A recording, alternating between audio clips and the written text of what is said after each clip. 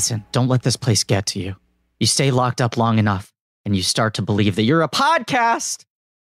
What do you know what the line? You must know what the line is. I don't know. What are you replacing there? No, David, I don't know what the line is. I have no idea what the line is. Yes, the line is you start to believe that you're nuts. I don't know. What lines are there in this movie? You know what? Yeah, no, that's fine. Here are some of the other lines in this movie. I'm a little girl. I'm flirty. I'm artsy and I wear glasses. I don't think you're doing lines from the movie right now. I think you're I think those are goofing on verbatim. me. I think those are verbatim. And that's that character's introduction, Iris, where she just kind of tells them, "Oh, I'm the crazy one." Oh no, I'm sorry. I got Iris and Emily confused. That's Iris is the artsy glasses one. She's the one who says, you stay in here long enough, you start to become convinced that you're nuts. Yeah, you got Iris is glasses, and you've got Sarah. What's she? She's Sarah is flirty, right? Zoe is baby. It's sort of like the Spice Girls, right? Oh, right, yeah, right. You're right. Now that I think about it, Kristen is scary. She's very scary. I think Sarah is ginger. Sarah is ginger. Zoe is baby. The question, I guess, Emily is posh and Iris is sporty. I'm sort of following it. It's sort of we're losing the thread. We're losing it. That's a little okay. bit. Yeah, that's okay. But there's still, inside of us there are 5 spices, right? Yeah, that's the idea. Right, and the spice melange, I like to call it, inside all 5 of us. David, this is the end of our John Carpenter miniseries. I should say, of course, that this is a Blank Check with Griffin and David. I'm Griffin. I'm David. That's a podcast about filmographies, directors who have massive success early on in their careers and are given a series of blank checks to make whatever crazy passion projects they want.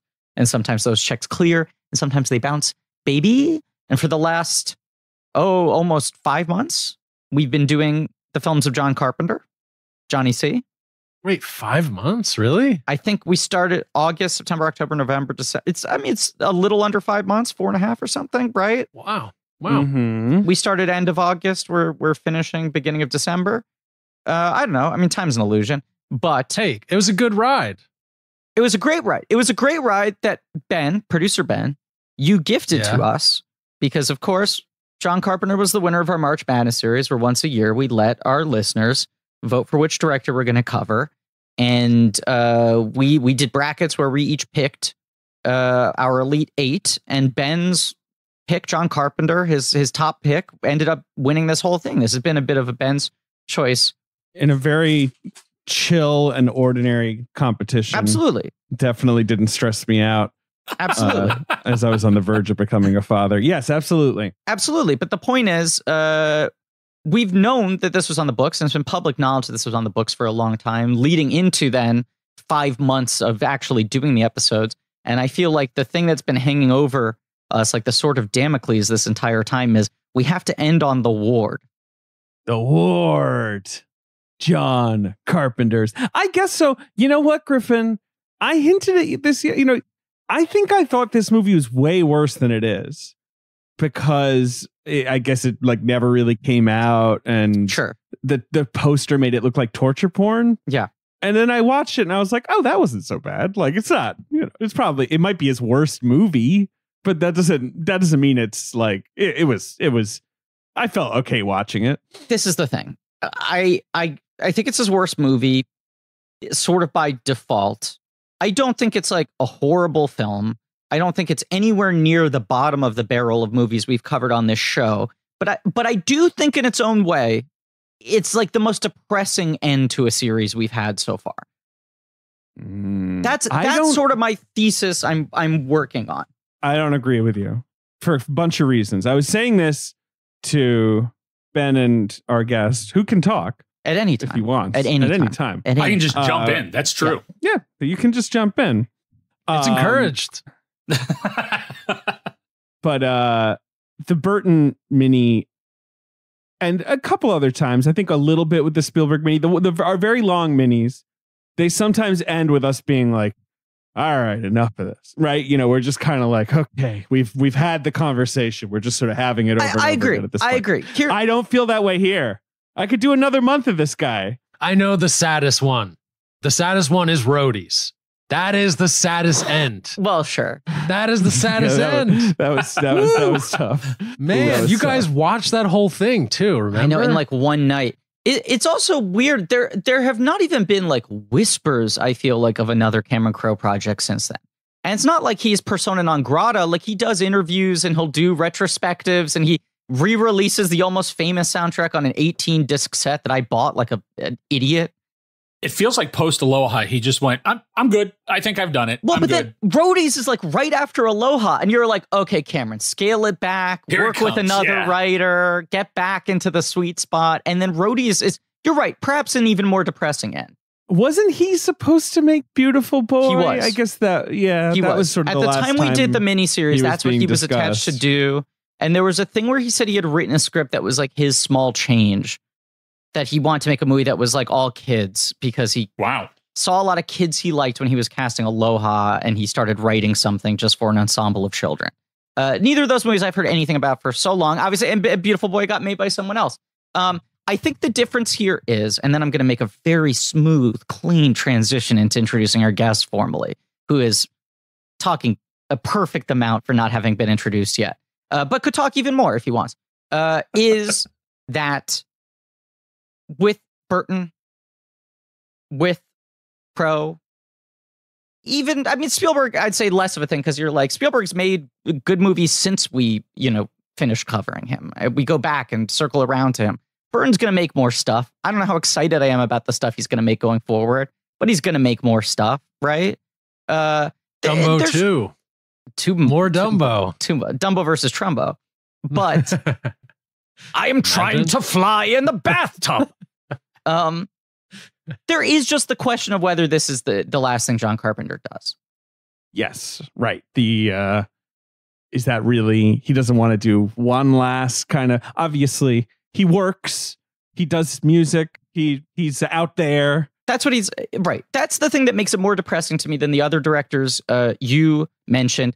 I mean, the only other one, no, here's the answer. There's one that's more depressing than this that we've covered. It's John Singleton's career ending with Abduction. Because it's like book formally closed. That's true. That's worse, because there's no... and you know what, Griffin? The Witches was a pretty bad final. We've had a lot of bad last episodes of miniseries of late. Yeah, but Brooks tanks pretty hard at the end too. With how did this get, or how did yes. I can't even remember the damn title anymore. What do you know? How do you know? How did this get made? Drew, are you implying that title is non-specific and difficult to remember? Oh, not at all. It's incredibly specific, and I just can't remember it. It's my problem, I'm sure. Look, the tee-up I'm doing here is that our guest today is, despite being someone who's long overdue to get on the pod, is someone who has is something of a Carpenter expert and has a very close connection to Carpenter in many ways. And he reached out as soon as Carpenter won and said, I'd love to do anything. And we kind of like, I went to you, Drew, and I said, would you take the bullet for the ward? Like, I don't want to end on a downer.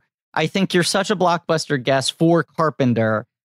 Would you mind juicing up a movie we might have less to talk about with more context?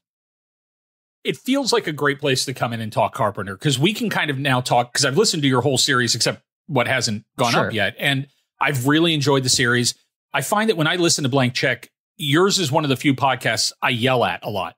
Wow. I want to be in the middle of the conversation frequently. I'm like, oh, let me interject. But of course, you can't hear me for some reason. So no, I can't. So this series has been definitely full of that. And there's it's a perfect moment, because this was the movie he made right after I had spent several years working with him. So it's a perfect moment of timing. That's the other thing. It just felt like I was like, I don't think this is the movie you'd be most excited to talk about, but I think in a way it could end up being the most interesting episode for you to come on, just because of where it lands on everything. But our guest today, of course, is film critic Drew McWeeny of Voir, the Netflix series, but also writer of John Carpenter's Pro-Life and Cigarette Burns. Voir. Co-writer. Indeed. Voir. Voir. Voir. Before we begin, I told you, Griffin, that I have a very special bin story. Oh, yes. I have something to tell Ben, to share with Ben. Okay. That I've been excited to share with you. Yes. Oh, Ben, wow. when I first moved to Los Angeles back in 1990, I looked around for whatever film job I could get. I was managing a theater, but I was also taking whatever film side jobs I could get. And my first big gig was as an extra. And I did extra work in a couple of movies, including Clifford.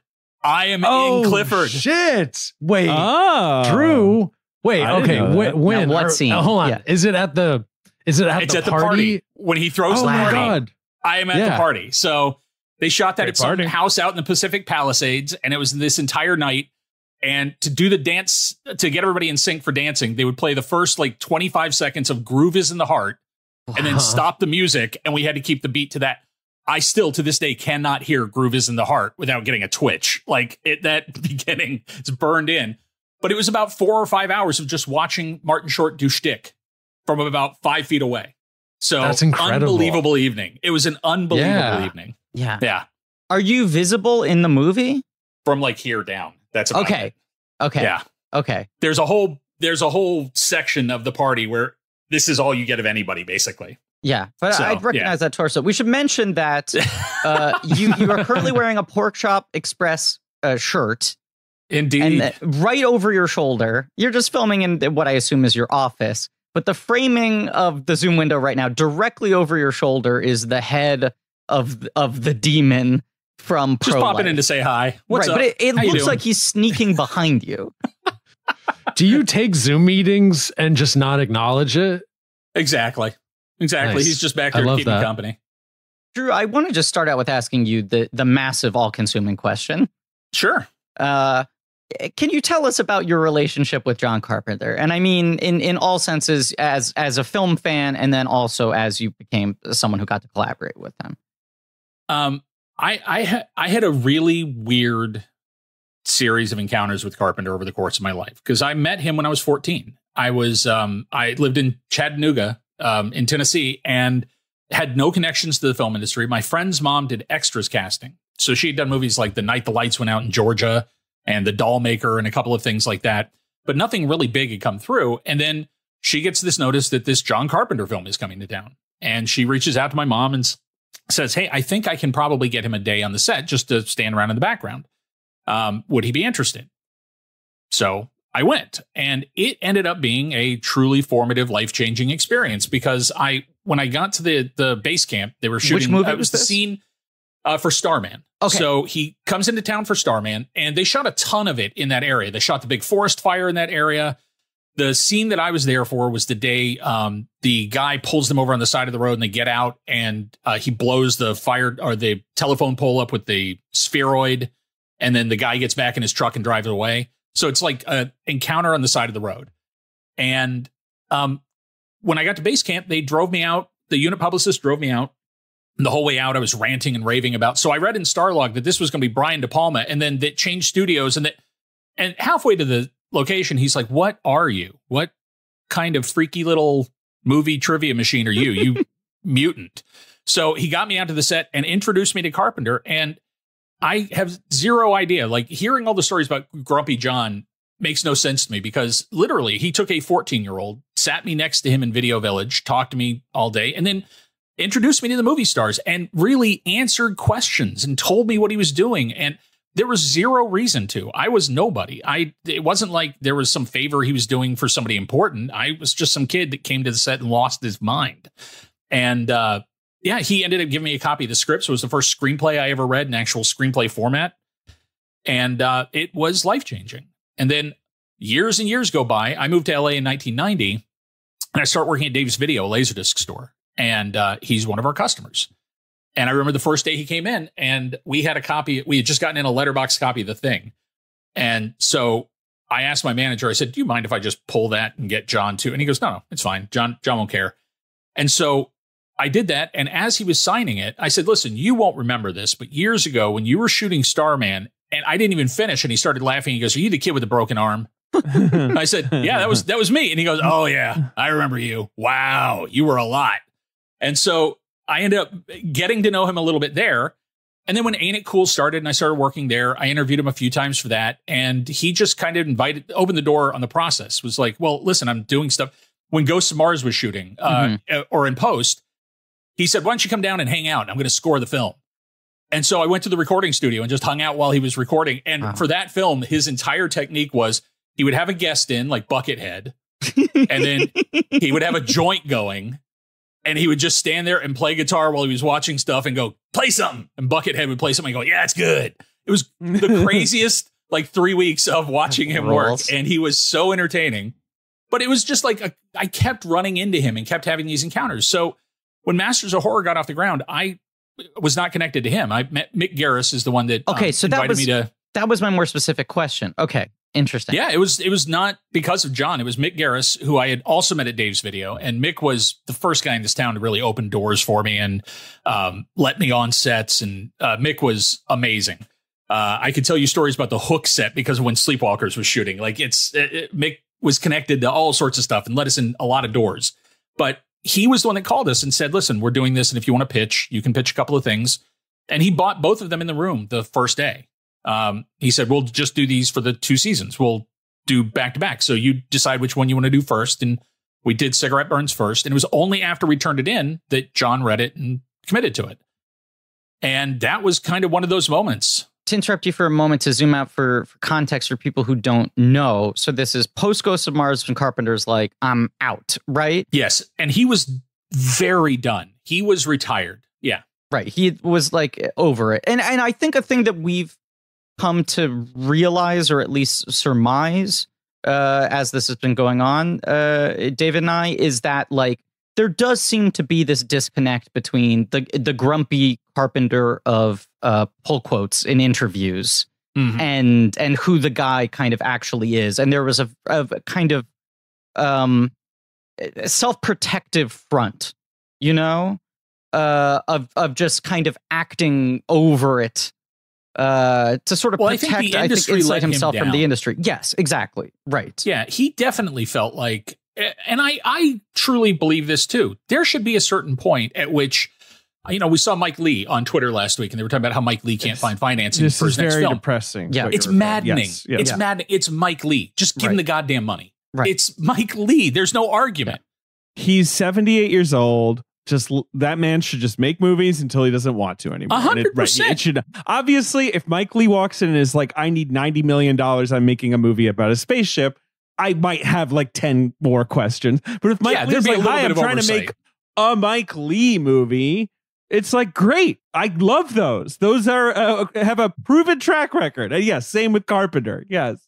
Right. It's fucking, if we're going to live in a world in which these conglomerates and tech companies eat us up, the least they can do is sort of be patrons of the arts for our elder statesmen, where it's Netflix, just give Mike Lee $8 million and shut up.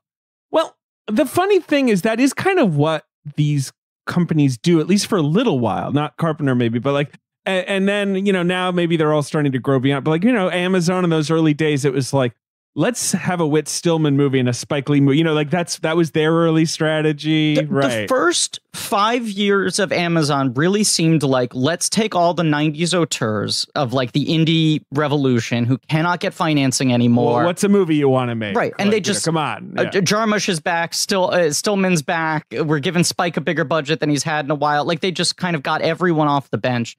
And then, as always seems to happen, these people use kind of prestige to get their foot in the door, and then they increasingly sort of disregard it. Or if they want to do prestige, they want to do the Irishman version of prestige.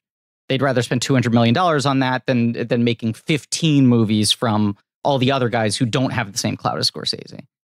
I think he had 3 really difficult experiences in a row. And right. So we're talking, what are we talking at this Vampires point? Was really tough. Escape from LA broke his heart. Escape from LA, Vampires, Ghosts of Mars, right? And Ghosts of Mars. 3. All 3 really hard and unnecessarily hard. Right. I know with Escape from LA, he starts with a certain budget and they slash his budget almost in half as they start shooting and cut his schedule. Oh, they went from 75 million to 34 million without cutting the script. That's crazy. All the info we had was that it was 50. That's nuts. He lost his mind. They cut almost half of his budget, and it was a nightmare. And I love the original Escape from LA script. To me, the difference was in those screenplays was always that he never lived in New York.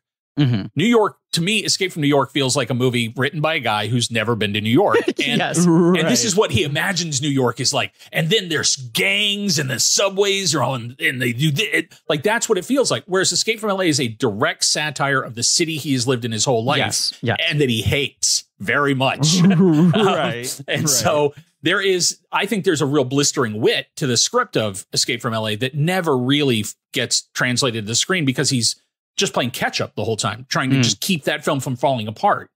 And it guts me. Vampires, there was a point where he left. He just quit. There was a point midway through the shoot where he was like, I'm done, and got up and left the set. Because Vampires they also cut the budget out from under him. That happened again. Right? And Nicotero, I think it was Nicotero, directed 2 or 3 days of Vampires until they could get John back. Because he just was like, what am I doing? What am I doing? Yeah. Why am I fighting you? Why do I have to fight you? I'm making a movie for you. I'm John Carpenter. I know what I'm doing.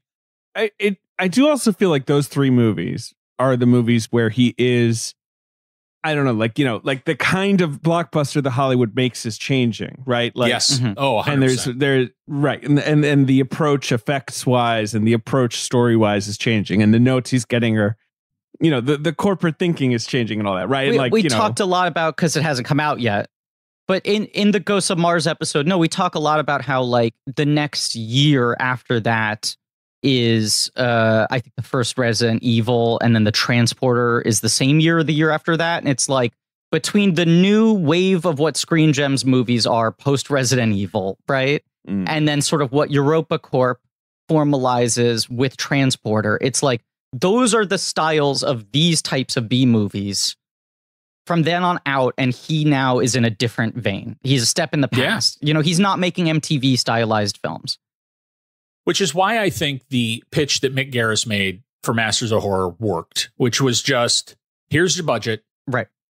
I'll give you a script, and then you just go shoot that script, and there will be no interference, and you just go do what you want.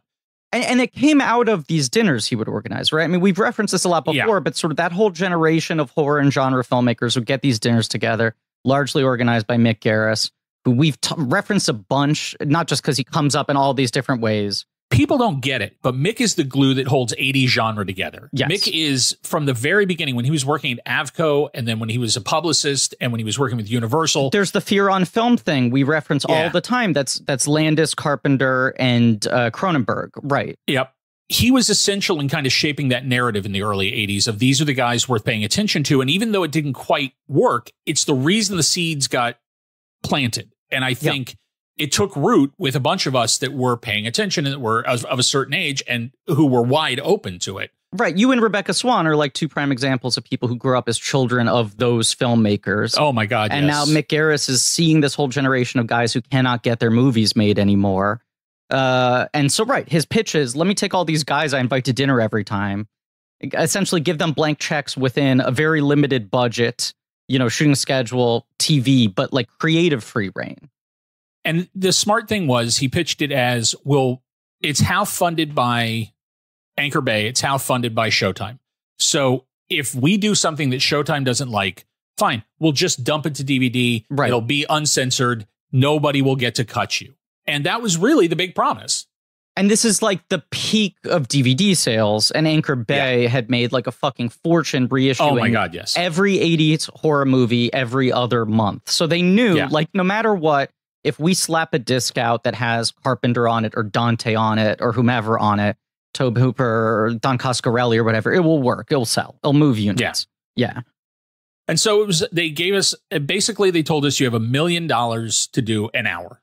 And whatever you want within that, go. Yeah.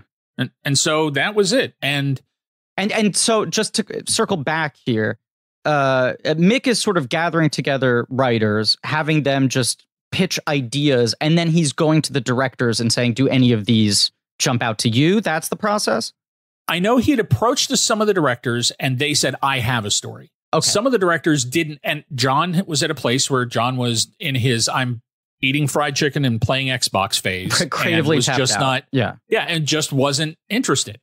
Tired of fighting, as we said. He's just, I'm tired of fucking having to fight. And so I think it was when Mick said, I have several scripts, are you interested in at least reading a script? Mm-hmm. And John was like, if I see something I like, mm-hmm. maybe. And so he didn't know it was me when he chose that script. It wasn't until we got in the room and then he connected all the dots and was like, oh my God. That's on that first day, I was like, all right, fellas. And he is as terrifying as you would think. Our first thing he said was, all right, I like it. Every single page, we got work to do. I'm like, oh, okay, here we go. But he taught me, and one of the things that he really emphasized, and I think it was budget was the reason, but when you guys talk about all of his movies, whether it's big budget or small budget, he has the same mindset, which is on the page, you can write stuff like there's atmosphere, there's mood, there's things like that, but that's not something you can shoot. He wants the script to be, what am I pointing my camera at? What is the thing I'm looking at? Don't tell me anything else. I don't need anything else. Just tell me what I'm pointing my camera at, and I know how to make that scary. Yeah. So you can put gravy on it on the page. It doesn't matter. John's going to shoot. John has his own visual plan, and you should just trust him. Get out of his way. He really taught us to strip everything down, think about what he was shooting, think about what we were accomplishing. When you're getting notes from John Carpenter on horror, and you're just having conversations with him about what scares you and why this is scary and why this isn't scary, it's awesome. Like, that is the best creative experience you could hope for. And he was 100% engaged on both. He really enjoyed this process.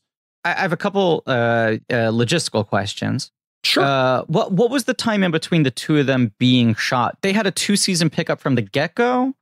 Or did Mick just buy both scripts so he had stuff in the pool? He bought both treatments and then had us commission the first script. Then after the first season, they knew they were going to do a second. We shot the first one summer of 2005. And we started shooting the day my first son was born. Wow. So that's how I remember the date, is like it was the day that he was born. And then the second one was the next spring. We shot that. Okay. And then on the second one, we kind of didn't have total freedom. We ran into the money thing. And I think one of the reasons that I was really surprised that John did the Ward was we were about to start shooting. We had 10 days and $1 million like we did on the first one. And then we got told at the end of our first day, we just lost 2 days because Landis went long. So we lost days to Landis. Man, fucking Landis. And watching John absorb that and go, all right. And we don't really have an ending on Pro-Life. It's one of the craziest things about the episode is we didn't shoot our ending. Our ending's kind of not in the movie. So we just kind of ran out of time, and John had to cut an ending around something that wasn't really done. And, but it was just, we literally ran out of money on that one. And to be with somebody who is this classic Titan filmmaker who has made landmark, game-changing, genre-defining movies, and you're struggling to get 2 extra days on a 1 hour thing, I can see why it broke him. Like it just got to him again. Okay, Griff, I need you to be quiet for a second because I need to tell you something that you definitely do not know about, which is that there are ways to skip the trip to the post office. I know. Everyone thinks they simply have to go to the post office during holiday season, but you can dodge all that hectic holiday shopping traffic. You can save time and you can save money with Stamps.com. That's right. Stamps.com, they let you compare rates, print labels, and access exclusive discounts on UPS and USPS services all year long. Just makes sense, especially if your business sends more mail and packages during the holidays. Ho, ho, ho, it's Christmas time, okay? You can access all of the post office and UPS shipping services you need without taking any trips. You get discounts you can't find anywhere else, like 40% off USPS rates, 76% off UPS rates. Go into the post office instead of using Stamps.com. It's like taking the stairs instead of an elevator. You know? If you're just going up a couple of floors, sure, you can take the stairs, but walking up 30 flights a day, you could use a break. You're spending more than a few minutes a week dealing with all this mail and shipping. Stamps.com, it's a lifesaver. It saves you time and money. You'll wonder why you didn't start sooner. And if you're a blank check listener, you can save time and money this holiday season with Stamps.com by signing up with the promo code CHECK for a special offer that includes a 4-week trial, free postage, and a digital scale. No long-term commitments or contracts. Just go to stamps.com, click the microphone at the top of the page, and enter code CHECK. Stamps.com. It's very easy. They've been with us for years. You send the mail with it. That's it. That's all. I know I have nothing more to say, Griffin. Stop talking. Stop talking. Hush. I feel like I've invoked this before, but there's this interview that sort of haunts me from maybe like 10 years ago with John Waters. And they were asking him why he hadn't made another movie since A Low Down Dirty Shame. And they're like, you're John Waters. You're a legend. You can't get financing. And he's like, I can't get financing for the movie I would like to make, which would cost $15 to $20 million. I meet with people and they say, if I have a script I could do for $5 million in 21 days, that I could get that greenlit. And he's like, but I'm too old and I'm too tired. And I did that so many times. And, right. When I was in my fucking 20s, I was like, oh, shut up, take the job. What are you complaining about? You get to make movies. And then you work enough and you're like, there is a point where it sort of becomes more soul crushing to feel like you're stuck in this, like you're Sisyphus just having to fucking push this boulder up the hill over and over and over again. Not that you ever need it to be easy, but you're just like, I should be past these specific battles. It should be creatively difficult, right. Not financially and logistically difficult. And you shouldn't be fighting over 2 fucking days, like shit like that, right? Where he's just like, I'd rather be retired and fucking be John Waters and make cameos in Alvin and the Chipmunks 4 and fucking present awards at the Independent Spirit Awards and have a ball than make another movie for no money. We pitched him so much. We tried so hard. And there was about 6 months where I really thought we were going to get him back into doing a feature. It really felt like it was close. And in the last 10 years? Yeah, this was right after Pro-Life. We were really trying to get him to do a feature. And we had a couple of things he liked, and he was like, maybe. And so I could tell the energy was there. And he said in interviews, and that's the whole thing. The only reason he made the award was he's said many times that like doing the 2 Masters of Horror things kind of reinvigorated him, reminded him why he liked it. Yeah. And I think it was the fact that we had fun. And part of it was that we were so hyper about having him on set. Like, it was such a big deal to us. And I think he kept being entertained by the fact that we were flipping out. And I don't think that's something he's been around. I truly think a lot of his collaborators are somewhat blasé about him. And I think he has this, especially towards the later part of his career. Ghost of Mars was not a set where Ice Cube was like wigging out that he was working with John Carpenter. Right, I don't think that was the feeling. I don't think Jason Statham came to work whistling, but I do think he had the energy for a little while, but then I think the business ground it right back out of him. And it doesn't surprise me that, having worked with Cody Carpenter on the scores for both of our films, Cody was great. And that part of the process was clearly John's favorite. Making the music, getting Cody to write a theme that he could listen to and play with. And it doesn't surprise me that he leaned into the live music end of things, that he's making more music. I think he's just trying to be happy during this last part of whatever his career is. And it is really lovely to see him enjoying himself on stage and to see kind of a mellow, happy Carpenter. And to see like middle of the night tweets about ABBA and stuff. It's delightful. Great. It's a good look for him. And it's definitely not where he was for a little while. But he's clearly, he feels liberated by not having to take on all these burdens we're talking about. The glee in these interviews where he's like, I just watch Halloween Kills and I write the music. I don't have to make any decisions about the movie. Like, it's already been done. It's not just that he wants to work on his side projects. He almost seems to just want to not make movies. Like, it's sort of weird, because otherwise he could totally do one right now. If he walked into Blumhouse tomorrow, right? Oh, they would. There was a thing that they were talking about. Right. This thing we keep on trying to get the specifics on it. Yeah. But there was a thing that almost kind of happened, right? Yeah. And I've heard there's reasons he won't do certain things. We tried to pitch a Western at one point thinking that would be an easy sell. Oh, yeah. And it's not. He actually will not make a Western. He explained it finally that he doesn't ever want to direct horses. He's like, if you could come up with a perfect Western that there were no goddamn horses in, I might do it. But life's too short, man. I'm not directing horses. It's not happening. You have to just imagine that he must sort of feel like Charlie Brown trying to kick the football. You know, like how many times have they told me this time it's going to be easy? You know? Yeah. Or this time we're going to respect you or let you do what you want. Where even if you hand him a script that seems appetizing, he's just like, where are they going to fuck me?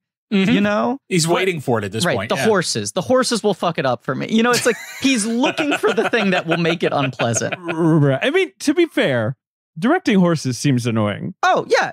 No, horses are undirectable. Yeah. Seems like a pain in the ass. Right. No, they're direct. You sit on them and you do this and you say nay. I mean, they say nay. No, you got to say nay. No. Whoa. Yeah. You say whoa. Ben, weigh in here as an expert. Yeah, I am an expert. I have ridden on a dang horse. But no, they stink too. Like stink. Hey, Drew, how about this? I've been throwing this idea out where I think Carpenter should make another Assassin's Creed movie.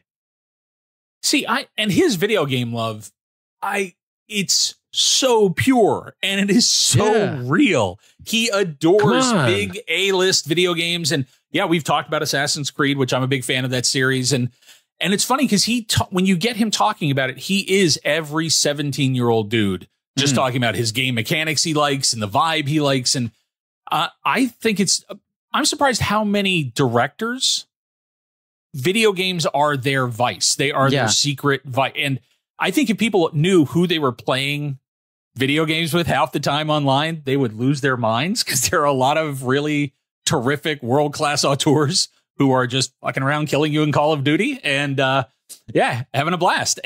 But he loves the first person. You get lost in them. You spend hours and days and months lost in a world. He loves that, man. And the idea of him making a movie set in one of those worlds is super appealing if they gave him the resources and if they gave him the time to do it correctly. And I don't know that they do that even for like the young hot shit directors they try to give these movies to. This is the whole thing, because there's always been, it's in our notes, and he's talked about Dead Space, right? Which is a game he's obsessed with, and when you play Dead Space, which is a great game, especially the first one, you absolutely can imagine a John Carpenter version of that. Like it's perfect. But I just have to assume that, people with something like that, it's like a property now, right? Like it's. There's so many suits in the room being like, well, the Dead Space movie has to be X, Y, and Z.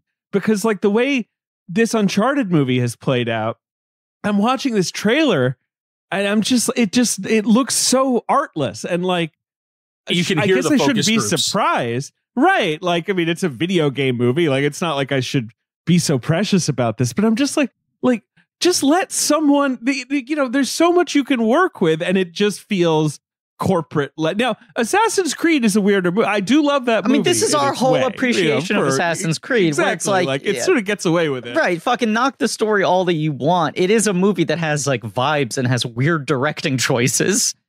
Yeah. I just wish they would turn one of these directors who loves this stuff loose, like Verbinski on BioShock or, Peter Jackson on Halo. Somebody who genuinely loves and plays and lives in these worlds who then actually translates one would be amazing. But BioShock is another one Carpenter said he wanted to do. He right? does, right. Well, he said it would make a great movie. But like with Dead Space, I imagine like Carpenter directly said, I would love to make a Dead Space movie. I don't think he was ever like formally attached or anything. But like, I just imagine him walking in and him being like, this is what I think. And then being like, okay, well, and then it just his face changing as they start their side of it, right? Like the budget has to be this, and it has to set up this, and it has to include that, and like just him being fuck you people, like right, like from what I understand of him, like that he would just immediately be turned off. I assume. I don't know. Johnny C, and instead he makes The Ward, guys. He made The Ward. Yeah, and I can see what he probably saw in the script, which was stripped down, worked with actors. One location, basically, and it's just digging in and being able to build atmosphere. Those are all of the quotes we found from him are just it was small, it was contained, it was actor based, it wasn't effects driven.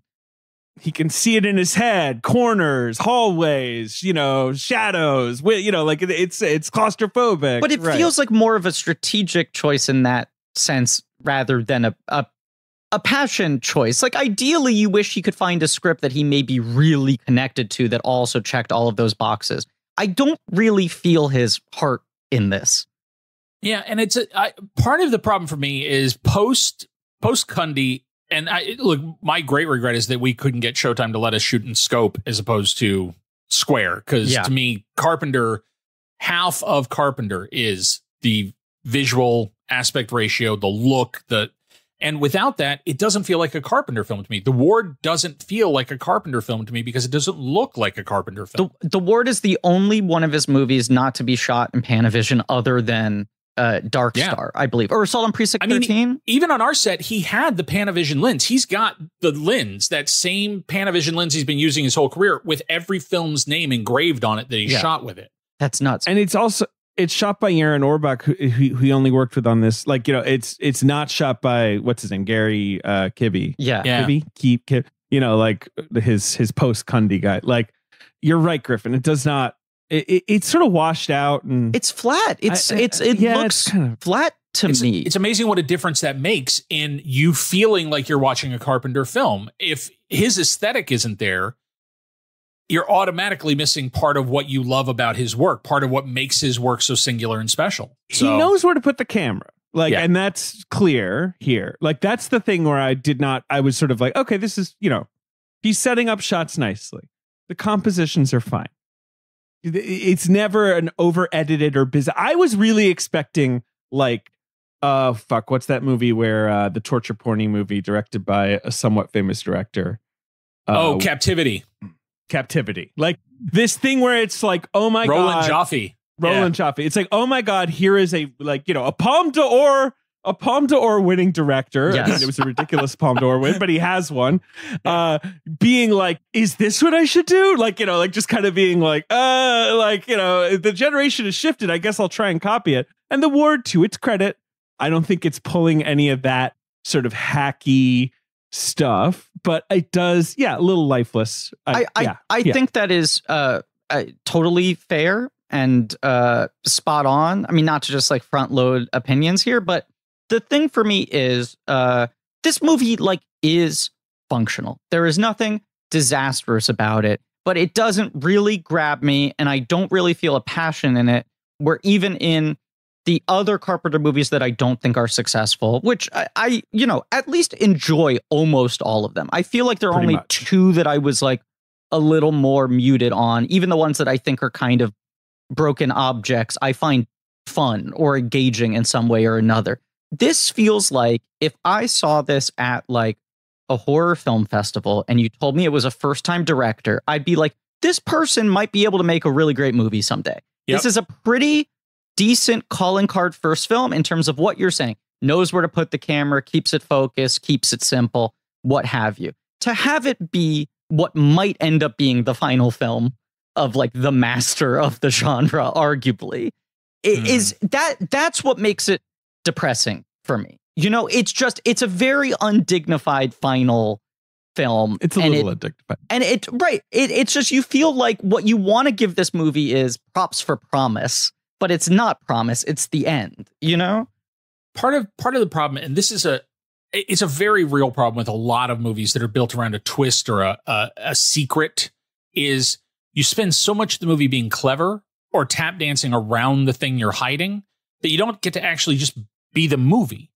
There's so much of this movie where they are talking around the movie, and it would be so much more interesting if he had found a visual way to show us that we were playing inside somebody's head. Or I wouldn't mind if you tip your hand earlier and then just make it interesting, as opposed to try to hide the secret, which doesn't pack enough of a punch to then justify never really knowing what's going on with anybody.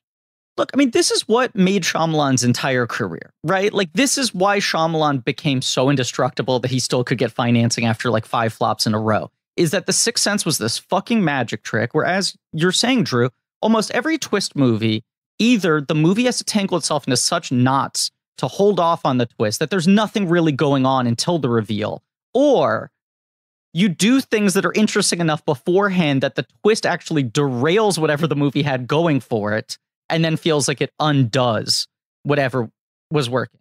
Yes. It's why it was unfair that M. Night was considered like a gimmick artist. Right. I'm just remembering, like, I didn't the finish Sixth Sense watching isn't it. good. It just has So I missed well, having It's a good good to know. twist Yeah. might be enough to get your script noticed. I didn't right? make it to the Enough end. get your But movie okay. made, Okay. but that's not going to make a Cool. good Yeah, movie. cool. Like delivering a Good to twist know. well is hard. Our argument has always been that if The Sixth Sense ends with Haley Joel Osment and Toni Collette in the car, it is still a capital G great movie. It's one of the best scripts I've ever read on the page. It's incredible. It's incredible. But it's like, that's the thing that is almost impossible to pull off. Yeah. And David, you put, I mean, we're going to get into fucking spoiler territory, obviously. We're spoiling the ward. Yeah. Right. Yeah. But spoiler alert for the ward. Your Zoom background right now is from the movie Vacancy. Or Identity. I'm sorry. It's from the movie Identity. Identity. Which is arguably a movie with ostensibly the same twist that has the opposite problem, which is I think that movie is pretty fun until the twist.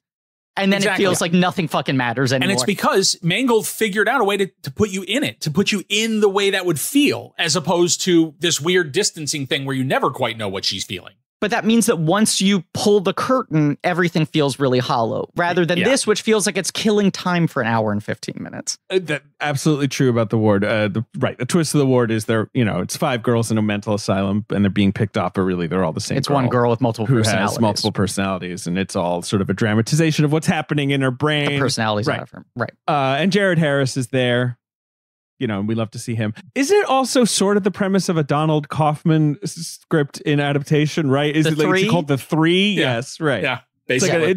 It's obviously it's a classic, hacky Hollywood twist. They're like, and it turns out there was the same person all along.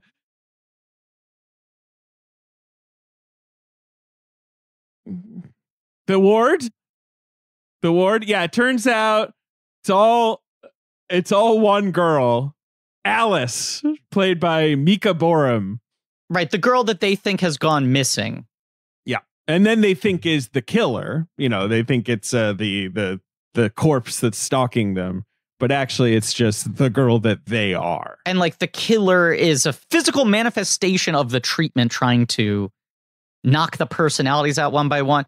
I mean, it's also interesting because this movie plays at Toronto in 2010 and then gets which is where I saw it. Very limited release 7-8 months later, whatever. It takes a while to barely a year, release, right? Yeah. But this screens in 2010, the same year as Shutter Island, which is the other movie that this is sort of combined with, right? Where it's like malicious, scary hospital, villainous staff. No, actually, they're trying their hardest to save you. Experimental, radical treatment. They've been playing along with your game, And man, that is a movie that is just drenched in style, where the whole thing is about the way it looks and feels and the getting lost in the head. It's the other thing that makes this movie look bad. Yes. But this is a movie that Shutter Island, obviously, Scorsese has one of the biggest movie stars in the world and $100 million and all that sort of shit. But it's such a good evocation of the kind of Val Lewton movie he's riffing on. Mm-hmm. And here Carpenter is not able to muster that same sense of style, which a lot of it is just, we're saying it's flat, it's cheap. It's I've ragged on her before as an actress, and I don't want to be mean about her, especially because she's this bizarre figure outside of her acting, but I don't like Amber Heard. I don't either.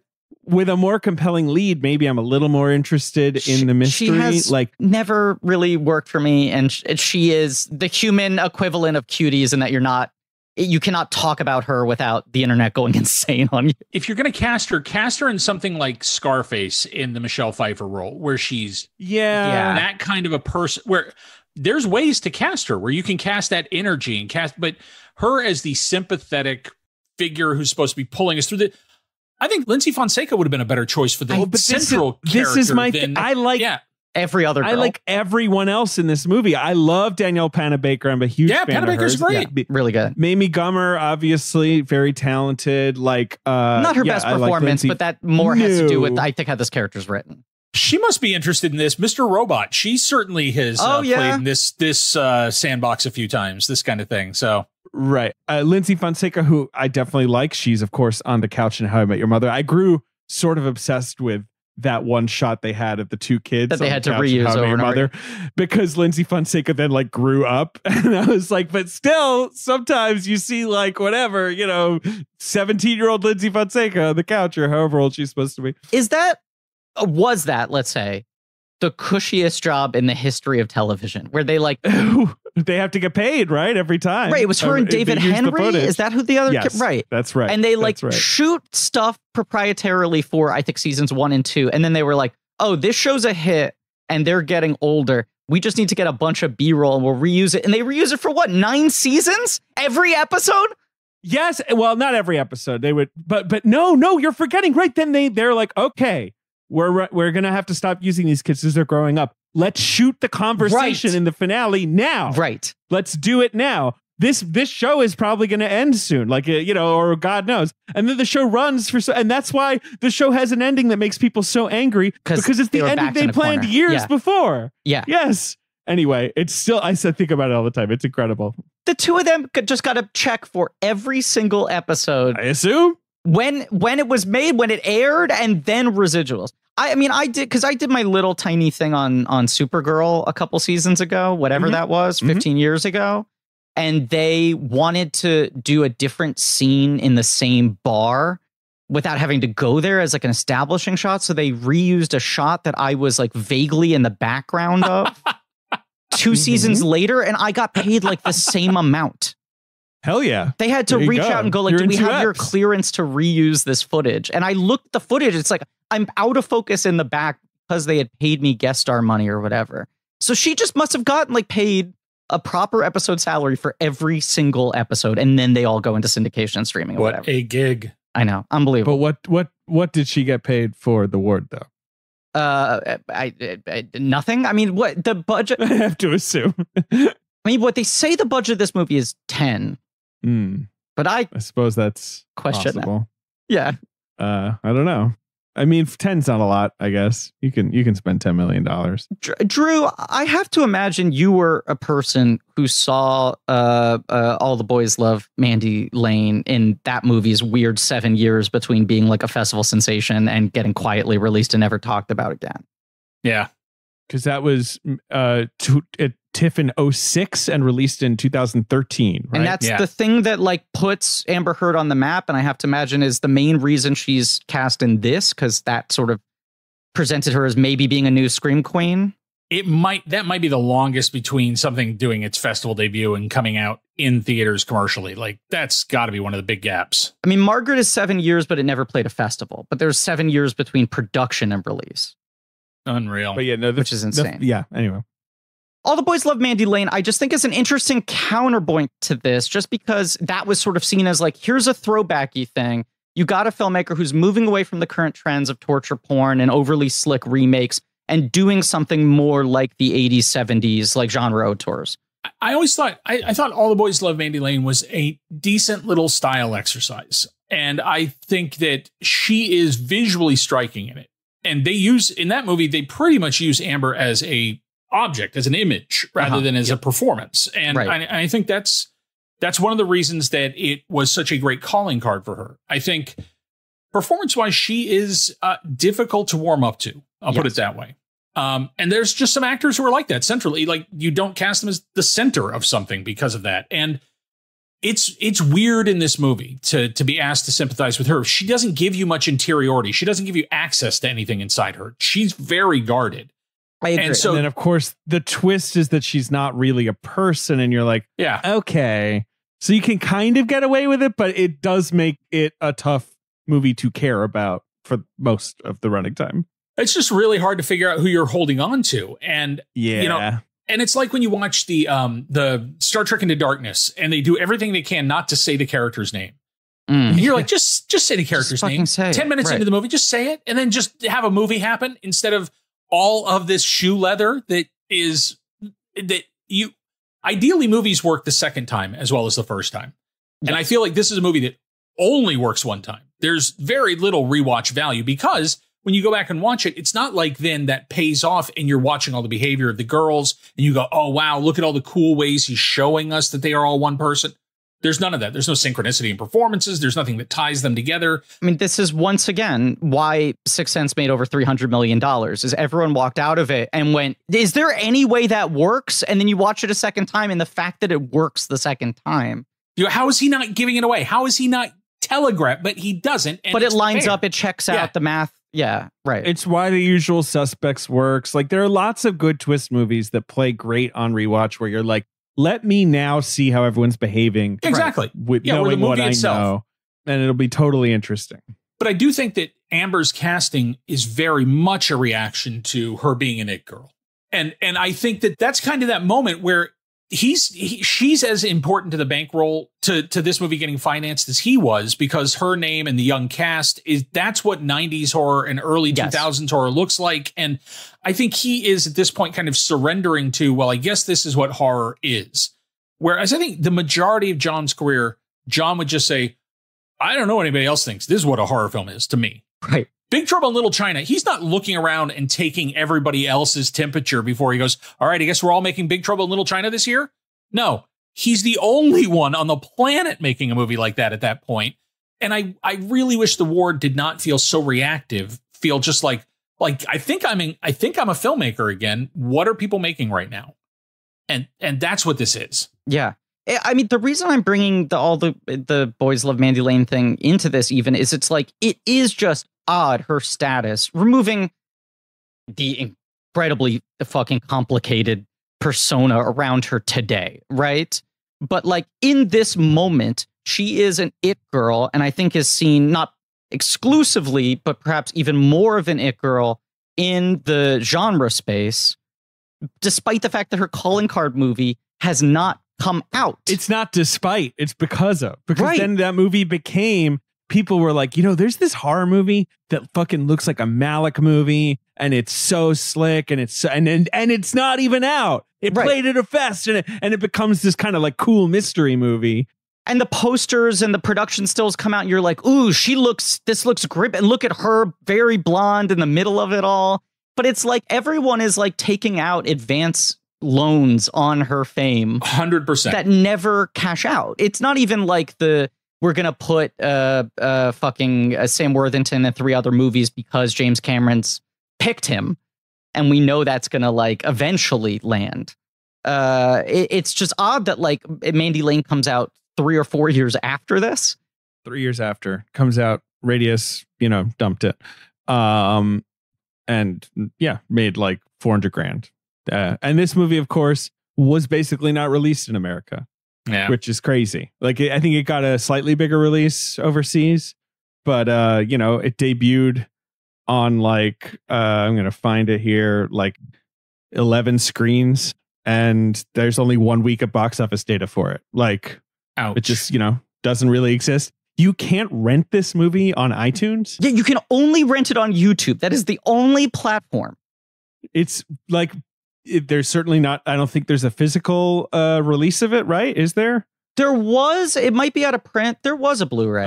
Okay. That's one of the real dangers of tax shelter theater. Whenever you're working in that sphere, is stuff just vanishes. Like, if you're not making it for a company that has some sort of foundation, it could very easily vanish into somebody's tax settlement and just, you don't see it again.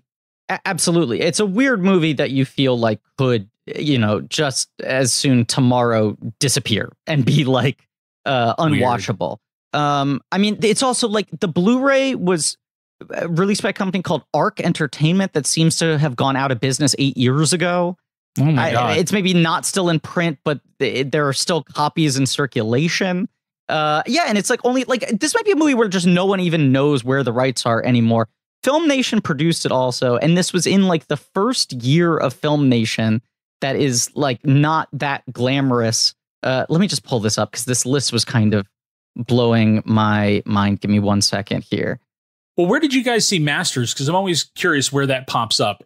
it moves. It never lands anywhere for very long. I just rented it on iTunes. Oh, okay, good. Yeah, that's where I found it. Yeah. Both seasons are currently streaming on Vudu. You can watch it. I don't fuck with Vudu. Yeah. Tubi might have them. I watched it on Tubi. Okay. There you go, Tubi. All right. I got a lot of Car Shield commercials. Ric Flair is in one, and he looks bad. It's really no, it's rough. Film Nation has now become like this major independent film production company, and at the beginning of the 2010s was also attempting to be a distributor, which they eventually got out of the game doing, and has had like a lot of success making both big movies and a lot of big Oscar movies. But like they start in 2009. Their first two films are The Joneses with Demi Moore, David Duchovny, and Amber Heard, which doesn't exist. And they do The Road, which obviously is this highly anticipated movie that kind of just disappears. Saw all of those at Toronto. Yep. Right. And then the following year at Toronto, they have 3 movies premiere. They have Adam Green's Frozen premieres that year at Sundance, which is a horror movie that unfortunately shares the title with a Disney movie that will fuck up its SEO for the rest of time. But Adam Green, big culty horror guy. Yes, but that movie it will never ever be picked on. I understand. Get the joke I'm making. Whatever. But they do an Australian romantic comedy called I Love You Too, and then they have 3 movies go to Toronto that year. One is Ceremony, the Max Winkler movie. Yeah, kind of doesn't exist. With it's the Michael Anurano, Uma Thurman. Right, the May December-y kind of movie. Exactly. One of them is The Ward, which plays at Toronto. People are excited. Carpenter's back, kind of lands with a thud, slowly escapes into 11 theaters months later, right? The third movie they have at Toronto is The King's Speech. $100 million world domestic, wins Best Picture. They're set. Like from then on out, they're like a legitimate production company. And they make other genre films, but it's like, it almost feels like there's this like turn of like, this is the last moment they would have made this, Yes. I don't know. Yeah, they don't. They make Mud. They make Magic Mike. They make. I guess right. They still the Bling Ring, Nebraska. Pain and Glory. I mean, they did the last 3 Almodovar movies. Arrival. Right. Big Sick. Imitation Game. Blah Midnight blah blah. Special. They're a big deal. I don't know what puzzle we're trying to solve here exactly, but it's just sort of like, could Carpenter make another movie? Yes, of course he could. Like, I think there's a lot of people who would open that door for him if he wanted to. But it's a matter of want and it's a matter of project. And I don't know if there's a project he wants to do, right? Like, I don't know if there's anything that can lure him back. It would have to be, just undeniable for him at this point. It would have to be something that I think you'd have to have some irresistible element. Either you'd have to bait it with Cody gets to do the score, or there'd have to be some other piece of the puzzle that would make John go, all right, fine, I'll do that so that this can happen. Like, that's the thing. 2 words. Ben Hosley. There you go. Night Eggs. Producer Ben. There you go. Poet Laureate. Fuck What a guy. Master. What a guy. I got 3 words for you. Not Professor Crispy. Griffin, will you please stop nattering on? It's time for Big Daddy David to talk. I have one thing I want to say about everything that we're getting into right now, and that is that this podcast is sponsored by BetterHelp. Look, is there something interfering with your happiness? Or is it preventing you from achieving your goals, right? Anxiety about the state of the world, for example. Maybe you need to go to a little service we call BetterHelp, which will assess your needs and match you with your own licensed professional therapist. You're going to be matched with a therapist in under 48 hours. It's not a crisis line. It's not self-help. It's professional therapy, but it's just done securely online. They got a broad range of expertise available, might not be locally available in many areas. It's available for clients worldwide. You can log into your account anytime, send a message to your therapist, and you'll get timely and thoughtful responses. Plus, you can schedule weekly video or phone sessions. You're never going to have to sit in an uncomfortable waiting room as with traditional therapy. They're committed to facilitating great therapeutic matches, so they make it easy and free to change therapists if needed. And it's more affordable than traditional offline therapy. Financial aid is available as well if you need a little help using the service. BetterHelp wants you to start living a happier life today. Griffin, shush. I don't want to hear it from you right now. Visit their website and read their testimonials that are posted daily. If you go to betterhelp.com/reviews, you can see all kinds of nice things that people are saying about the therapists they've been talking to, how they make people feel better. Wow, and I'm actually looking at these right now, and they're actually kind of heartwarming, unsurprisingly. Visit betterhelp.com/check. That's better, HELP, and join the over 2 million people who've taken charge of their mental health with the help of an experienced professional. In fact, so many people have been using BetterHelp, they're recruiting additional therapists in all 50 states. So it's a better special offer for Blank Check listeners. Get 10% off your first month at betterhelp.com/check. That's better, HELP.com/check for 10% off your first month. Here's a genuine question for you, Drew. Yes, sir. Do you think Kurt could lure him back? I do. I do in a heartbeat. And like if Kurt came to him and me, was like, "This is the Elder Statesman movie I want to make. I want to do it with you, buddy. Please. This is like, you know." That was what we kept trying to use the hook for the Western. We kept saying, "Look, a Western with you and Kurt is pretty much the dream."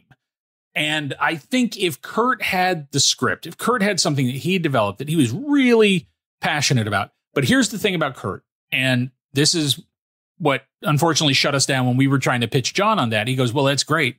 I'd love to, but you better have your paycheck ready before you even talk to Kurt. Kurt's offer only. You don't even pick up the phone unless you got an offer ready to make." Yeah. So there's no development with Kurt. You don't develop things with him. You have a project, you have a paycheck ready, you call him, he'll say yes or no, but there's no, so you can't just put both of them on the hook and then build it from there. And I think that's the only way that happens at this point. Right. Like in my mind's eye, it happens if like Kurt Russell finds a book that he loves and goes to him, you know, like something like that. Like, I feel like it has to be Kurt being the one.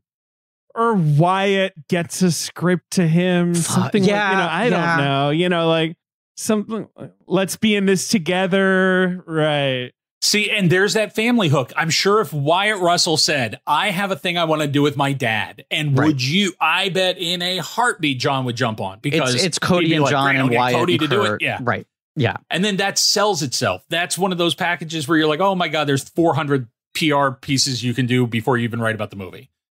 But at the same, I admire Carpenter's being like, "Fuck you.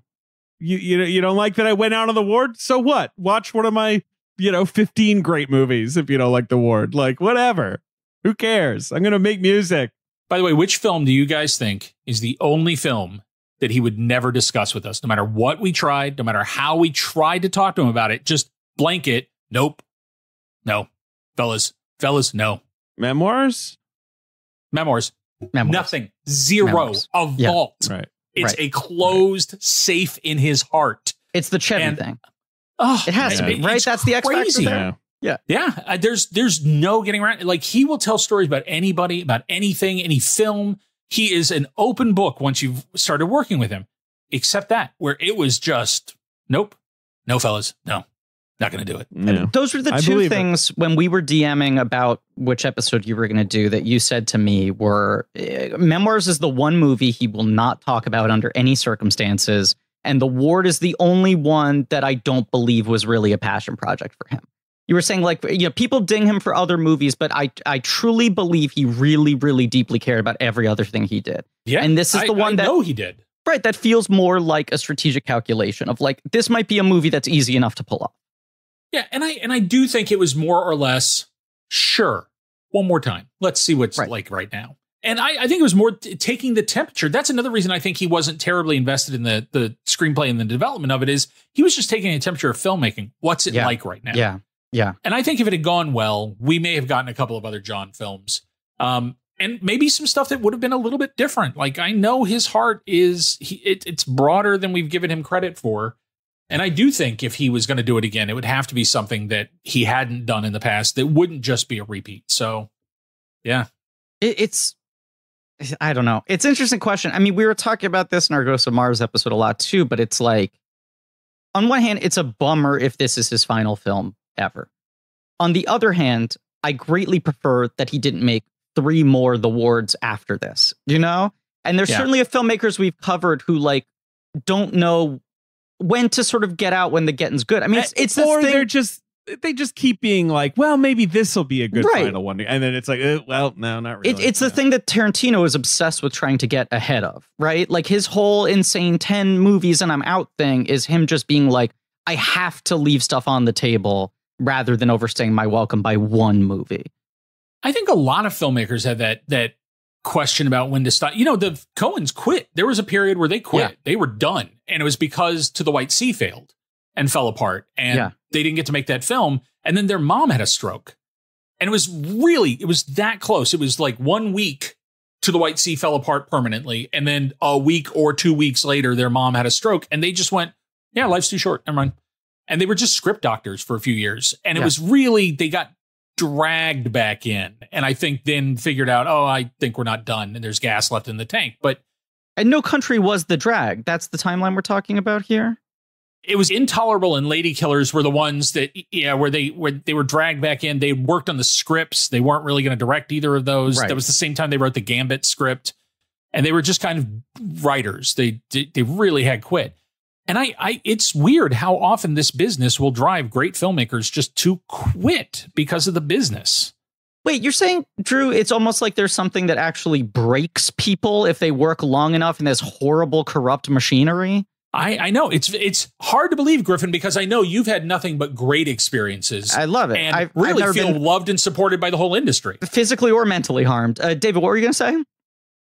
To the White Sea was one of my early, like when I was a little teenager reading about movie making, those projects where I knew that was coming. Like I knew that was what they wanted to do. And I was like, I can't wait for it. I'd love to make a list like that. Like, the sort of the 10, auteur projects that everyone knew were sort of on the table that never came to fruition. Like, what if Joel Cohen tomorrow is like, fuck you, I'm making To the White Sea. Well, Apple's giving me $120 million. Megalopolis, like that was one of them. Francis Ford Coppola was like, I'm going to do like a Kickstarter or sell my winery or whatever. I'm old. I might as well do it, right? Like, fuck it. God bless him, man. Yeah. If he goes out swinging like that, that reframes Coppola for me. As much as I've always loved the maverick spirit of him, I did feel like he had just gotten to the point where he really wasn't going to ever put that last big one together. And it feels like he realized, nope, I'm going to do it. I'm going to put it all on the table. I don't care because I can't keep anything. The vineyard doesn't matter to me once I'm gone, but Megalopolis will exist. And man, whatever it is, I'm excited. I'm curious. I want to see it. Same here. And it's also fascinating how immediately that announcement reframed him spending the last 8 years re-editing like half of his movies. Sure. Where you're like, he's really winding up for like, I'm trying to put a bow on my career.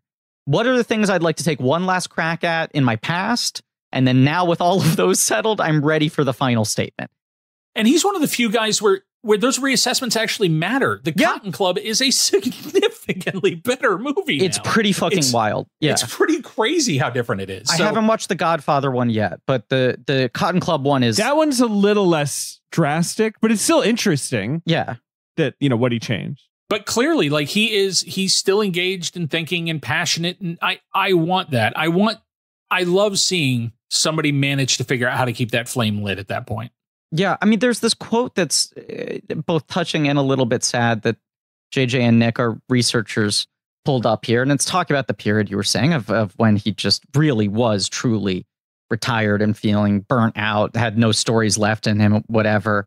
And he said, I guess this is when they were promoting this movie finally coming out. I thought I'd come back if I fell in love. It's like when you break up with your wife or girlfriend, it's just tragedy. And I broke up with cinema for a little while, but she came back and I got back with her and it's all good now. Like he did have that attitude, I think, of just like, and I'm certainly someone who functions this way where like, if I feel defeated by something, it's really hard to convince me to take another crack at it, in any arena, even bad slices of pizza or whatever. Dude, I get it. when I left HitFix, I took several years where I didn't want to do anything online. And I felt like I just gotten my ribs kicked in. Yeah. And it took me a while to figure out like even what I wanted to write again. The one thing that I observed about him on set is he definitely, the big picture stuff gets to him. The days being lost, the money being cut, things like that. But moment to moment, once he's actually doing it, he's one of the happiest filmmakers I've ever seen. Like when he's chugging along, shooting a scene, he is super. When we were shooting in Cigarette Burns, the scene with Udo Kier in the projection booth. Yeah. One of the wildest things part. I've ever seen. Best part. Should we spoil it? I mean, do people want to? I don't know. No, let's just say the imagery is Udo Kier has cut open his stomach, taken out his intestines, and spooled them into a projector, and is going to die projecting his guts onto a screen. Yeah, which is batshit crazy, and that's one of those moments that I know when I pitched it to Rebecca in the room, she started laughing, and she's like, "They're not going to let us do that." Cut to us on a film set. Yeah. Udo Kier is standing at a film projector, pushing his intestines into it, and John Carpenter is standing behind us, cackling the entire time. Yeah. Udo, make it grosser, and just watching Udo ham it up and watching John laugh his face off. I was like, if I get nothing else out of this moment is one of the craziest things that I will ever experience. And he was giddy. He was having fun. To me, that was the big gift of that whole thing. The same thing on the second one. There's a horrible sequence in the second one in Pro-Life where Ron Perlman gives a man an abortion. There's really no other way to describe it. Yeah, that actually might be the single most demented thing I've ever seen on a screen. Yeah. And my favorite conversation was the day we were going to shoot that, and the actor playing the doctor, we had walked off the soundstage, and as we walked back on, we walked past him standing with John, and all I heard is, "So let me be clear, you're not going to see my balls."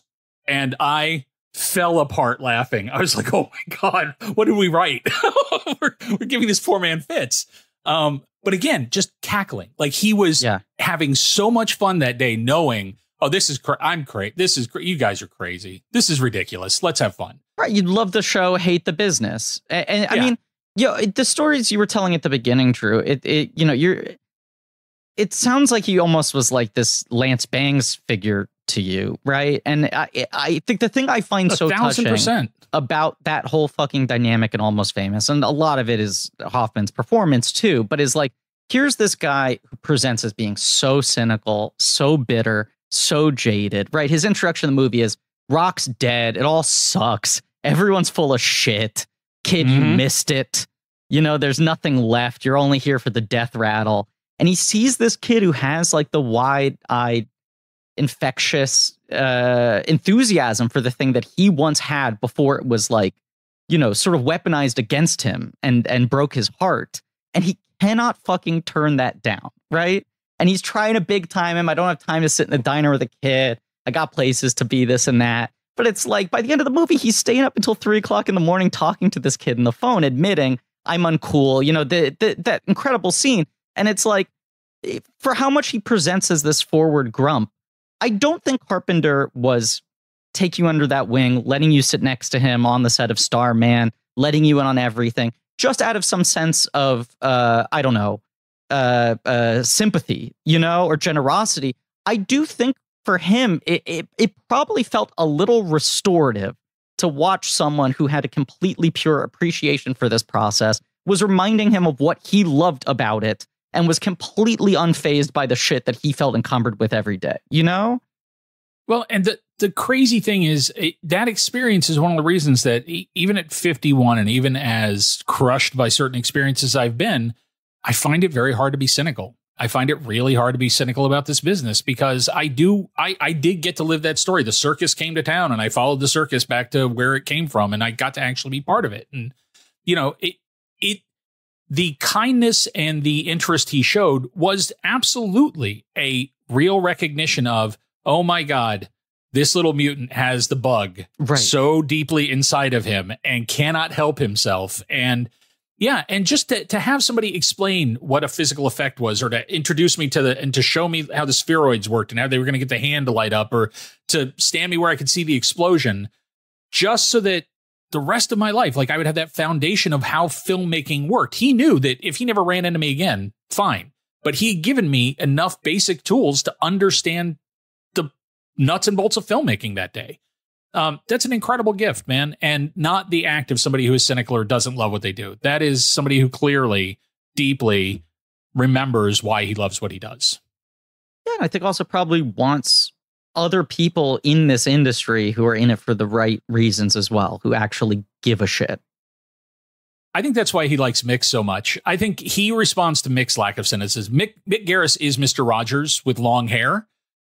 He is the single nicest human being I have ever met in my life, like unrelentingly sunshiny and nice, and loves horror and writes crazy dark horror, but cannot help himself, is just that person. And I think it's one of the reasons that he has been that linchpin for all these guys who feel burnt out by the business, because Mick loves it so much. And when he brings them together, he reminds them and he rekindles that in them. And those dinners were designed to make sure that those guys didn't only remember the bad stuff.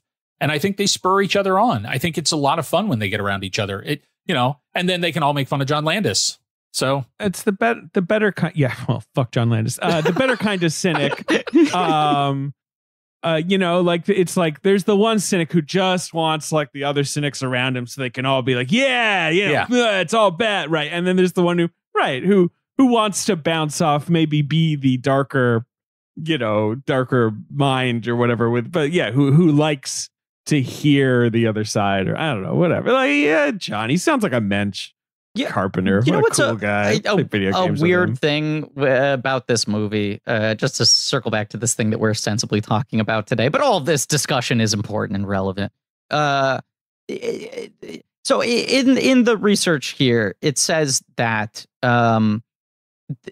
Carpenter was maybe not solely, but involved in the decision to switch it to the 60s because it was written as present day, right? And this is a script he did not write. He did not develop that. Right. It's the Rasmussen brothers, and they had spec'd it, and it was just there. Yeah. It's offered to him, as you said, one location, simple. It makes more sense that she would just be locked away. That was the thing. It was the pragmatic decision of the sort of involuntary commitment. But then it also sort of, it becomes brethren with a lot of sort of psych ward thrillers of the 50s and 60s, and this sort of like mode that we're familiar with. Yeah, very much. That's very much a moment. I love the, Fuller's film, Shock Corridors, like one of the great ones of that era. I think there was asylums in general were seen as kind of they had a very different place in our culture in the 50s and 60s. And we were just starting to talk about them a little bit. So they weren't quite the secret shame anymore, but it was still, I think, a very fresh, a horrifying idea. The notion of being put away and having your agency removed. I think also I'm surprised more horror directors don't just set everything in the 60s and 70s at this point to get around cell phones and you gotta get around all the things that rob horror films of their attention at this point.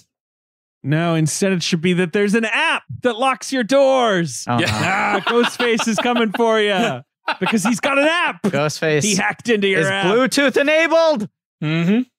No, it is just, it places it in a weird zone though, because he's not a filmmaker who is in any way interested in pastiche, right? So he's not going to take this and push this into like a fuller homage and go for that sort of heightened stylization. But putting it in the 60s does make it feel more stylized, right? But he's also not doing the modern day version of this film that is, as you said, really trying to adapt to what the trends are of the 2010s in horror. I'm just glad it's not like a Korean horror ripoff, because I think so many people, if they had made this in that year, would have done the wet black hair in front of the face, and that would have been the driving green aesthetic. Filter. Yeah, he's clearly at least still trying to just tell a classic ghost story his way. Like, it's not him necessarily aping anybody else at the moment.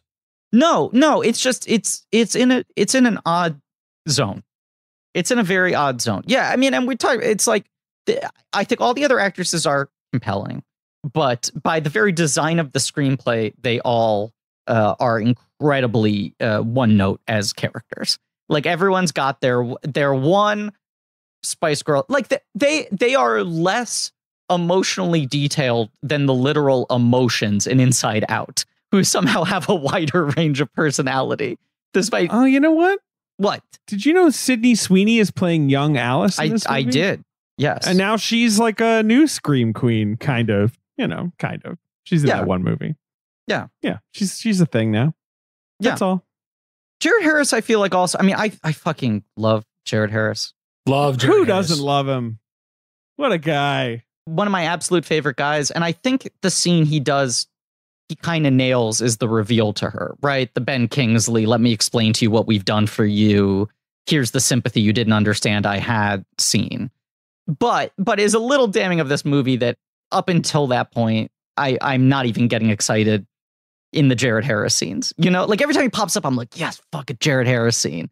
Yeah, they don't give him much to do. That's the real shame of it. Yeah. And I'm really surprised because I do think John is, while I would not use the word feminist for John, I think John has always done fairly well by the women in his films. I think he has a better sense, especially, in the Deborah Hill days, I think he learned that you get a lot of value out of these characters, that not marginalizing the women makes his movies interesting. And I think he has, he's got his manly films, certainly, but I think when he centers women, he's done a fairly decent job of it.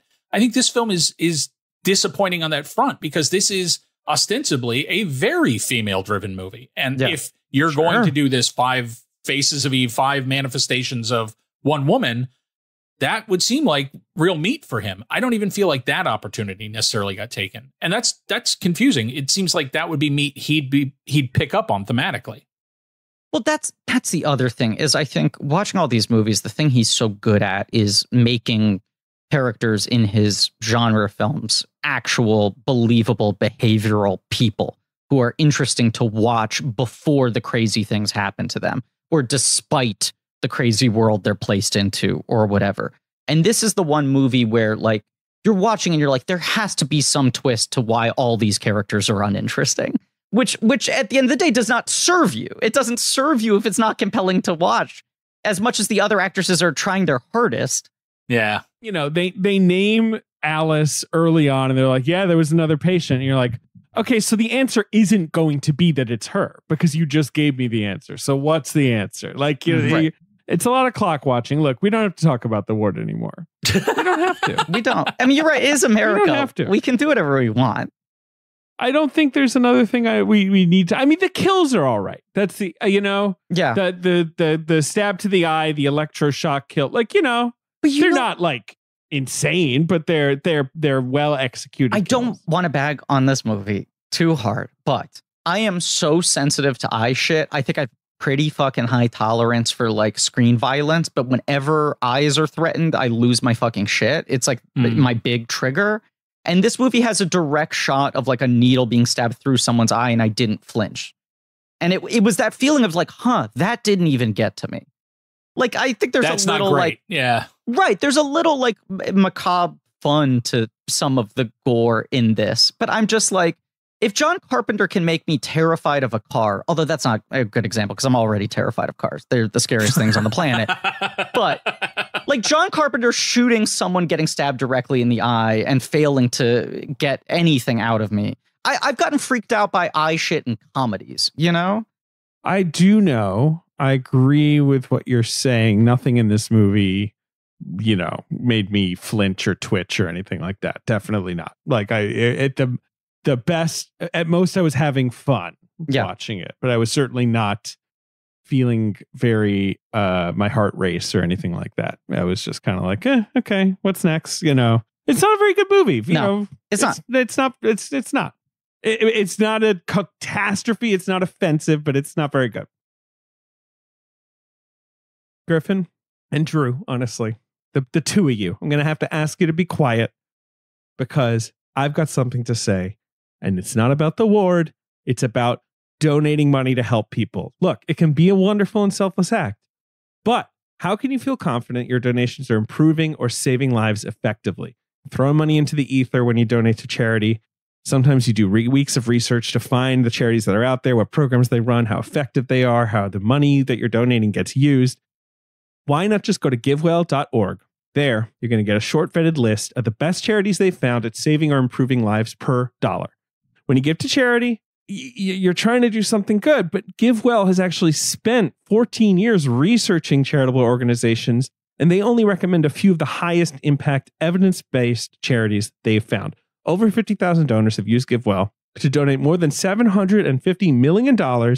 Rigorous evidence suggests these donations will save tens of thousands of lives and improve the lives of millions more. And here's the best part. GiveWell is free.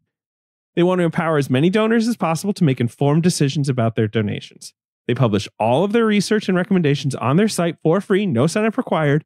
They allocate your tax-deductible donation to the charity you choose, and they don't take a cut, okay? That's what I like about GiveWell. There's no scam here.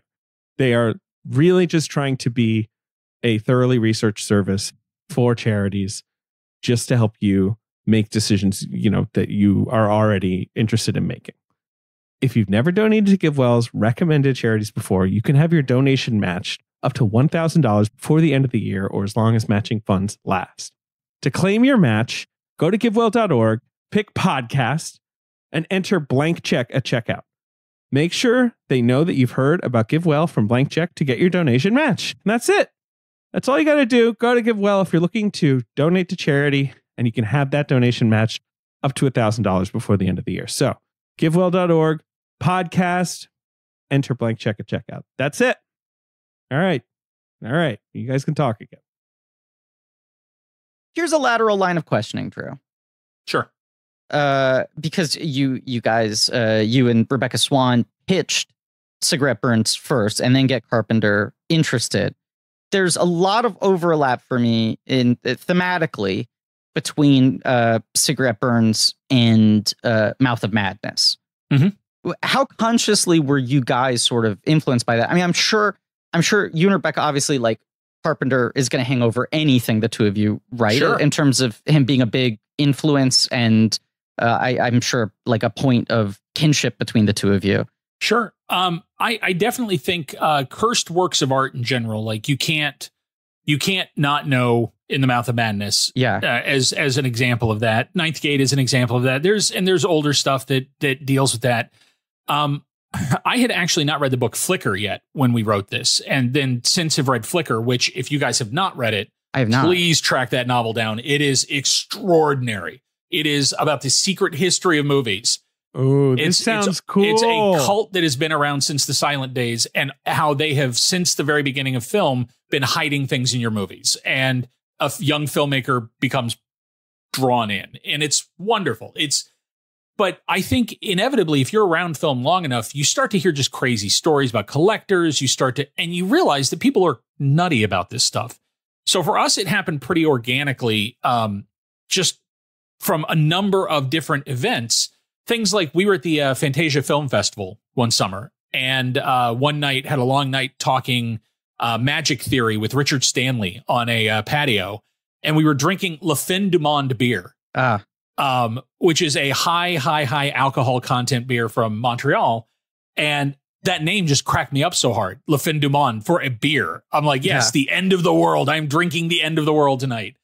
And so like that ends up in there. And the conversation we're having with Richard about how filmmakers are essentially magicians, and every cut that you do is a magic trick.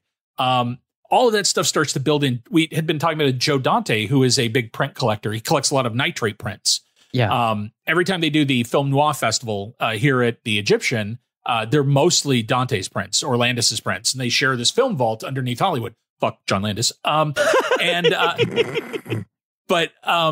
So talking to Dante, he told us a crazy story about some guy had a print that he'd been looking for like 15 years. And when he went to go get the print from the guy was like, yeah, here's the address. Dante takes this cab to the middle of the outback, essentially, and there's just a shack. And he sat there for about 10 minutes and was like, I don't need the film that badly. It's okay. Let's just go back. And just left. I'm not going in the shack. It's okay. It's fine. And so all that stuff was kind of bouncing around in there. And then once John came on, it became a matter of trying to not overlap on purpose, like trying to make sure that we weren't writing Bellinger as Sutter Kane, that we weren't leaning on what he'd already done, because we did want it to kind of stand on its own and have its own identity. And I think we were more conscious of it than he was. I think he doesn't mind those thematic echoes and things. Sure. Yeah, I mean, for those who haven't watched it, and you should, because it's available on Tubi and Vudu and iTunes and the places we listed, and it's a real fun hour of Carpenter. It's about a cash-strapped film programmer who is hired to find this legendary lost film that seems cursed, that drives people crazy, that has some inherent evil to it, that has long been thought completely lost. But there is evidence, perhaps, that it has to exist out there somewhere. I think also part of it was just going to film festivals. And there was a movie that I saw at one of the Fantastic Fests. And before the movie, I remember Tim League came out to introduce it and brought with him, he invited several people to come up to the front of the theater. And he gave us a shot of tequila, gave us the salt, gave us the lemon wedge. And he said, what I want you to do is snort the salt, squeeze the lemon in your eye, and then throw the tequila on the ground. That's a Serbian film. Buckle up. And so I think he set the stage properly. And sure. After that movie, it was, I had a conversation with somebody where it was like, what is it about us as film fans? Why is it if somebody says, I have the most horrifying, amoral nightmare of a movie, it will end your sanity, and you're like, great, when can I see it and where is it playing? And what is it about film fans that makes us want to take that challenge when we're told there's a movie that's so crazy horrible and on the bleeding edge of extreme, and people will, man. People will go see anything if they're told it's crazy. There's a certain type of film fan who's chasing. Yes. Like it's like the people who eat the, like, you know, insane ghost peppers that have been bred just to destroy you. And they're like, yeah, pretty good, you know, but like their palates are so like devastated that they're like, I want something that's really, I'm going to feel like you just, you know, you're going deeper and deeper. But even look at like Salo's weird stickiness as film Twitter's perpetual favorite meme. Yep. You know, this idea of making someone watch Salo or recommending it when someone's asking for a thing to watch with their kids, or like, I feel like the Human Centipede exists simply so that when you tell somebody what Human Centipede is about, they've had the whole experience. They don't ever need to see the film. The moment the movie's fucking like, nothing. Oh, horrible. The movie is probably not going to, as true with almost all these movies, not going to live up to what you've imagined, right? Exactly. Told, like, and that was part of it as well. Was, you know, it would be really amazing if you actually went and saw one of those and it really did make you insane. And sure. Yes, right. And you actually had to gouge your eyes out. It was you're just like, truly evil. Like, right. Because like I was talking with Alex Rosperi about The Exorcist, which I grew up in Britain. I don't know if you know this about me. I'm sorry, what? I've heard rumors on the internet. I was an adolescent in Britain, and Alex was asking me about how Exorcist, the easiest version to buy these days, if you want to buy a disc, is the version you've never seen, the version with the spider walk, you know, the director's cut, which in my opinion is not as good. I don't like that cut that much, but has sort of weirdly become the dominant cut, right? Where like Friedkin's put in a few extra flashes of Pazuzu, and I think it's annoying, but whatever. And I was recalling when that came out in Britain, that was the first time that movie had been available in Britain for like a long time, because that movie had been banned in Britain, basically taken out of circulation because it became a video nasty. And so when I was a kid, I thought The Exorcist was like illegal. A video nasty. You have to unpack this for Ben. You must unpack this for Ben. Ben just like cartoon hearts popped up in his eyeballs. Huh? It's a great phrase. It really is. There was a whole kind of like moral panic, Ben, especially in the 80s in Britain, when like VHSs became, you know, widely available. Like people, like little old ladies in Britain were like, oh, you could just buy a movie called The Driller Killer. Like, this is, you know, children could see this. And so lots of truly, you know, extreme type movies got banned. But then a lot of like not like what you consider like fairly mainstream movies kind of got sucked into that, including The Exorcist. But when I was a kid, I didn't get that The Exorcist had been like a Titanic level hit when it came out, like that was just like a mainstream film. I thought that was some like illegal film that if you watched it like Satan would be in your house now, or like, that's why they banned it. They were like, this is a cursed movie. Like, not nominated for like 8 Academy Awards. Right. Yeah, exactly. Like made $1 billion adjusted for inflation or whatever. Like, it's just funny to think about how these things stick, like you say, Griffin, like beyond what's in the movie. Like their reputations just become what is important about them. Right. Salo, I think I did the same thing to The Exorcist. Oh, go ahead. No, just like Salo is actually a good film, but I think that's why it remains sticky, is because it's like one of the movies like that you can use as a buzzword that also has inherent value, unlike something like Human Centipede. It's not just the shock, you know? Right. No, and I do think that, like, I saw The Exorcist too young. I was 7 when I saw it. Wow. And I saw it theatrically. A babysitter thought, oh, the re-release is out. I will take him to see it because I would like to see it. And at 7, I thought it was a documentary. Like, I didn't know what was happening in the movie theater. It really messed me up. So that has always been on the off-limit shelf for my kids. And we just watched it during Halloween. And I think because I had built up the story of how much it messed me up and what it was, we put it on. And about 30 minutes in, one of them turned to me and goes, oh, it's a movie. Right. Oh, it's a movie. Like, it's a real movie. Oh, okay. Right. And they loved it, but they were like, we just thought we were going to turn it on and the devil was going to beat the shit out of us for 2 hours. Like, that is truly what I thought The Exorcist was. Right. They thought it was the tape from The Ring. Yeah. Right. Yes, exactly. Right. It's so good. It's so good when a movie works that way. I mean, it's the best. That's what the Blair Witch Project was, to so many people.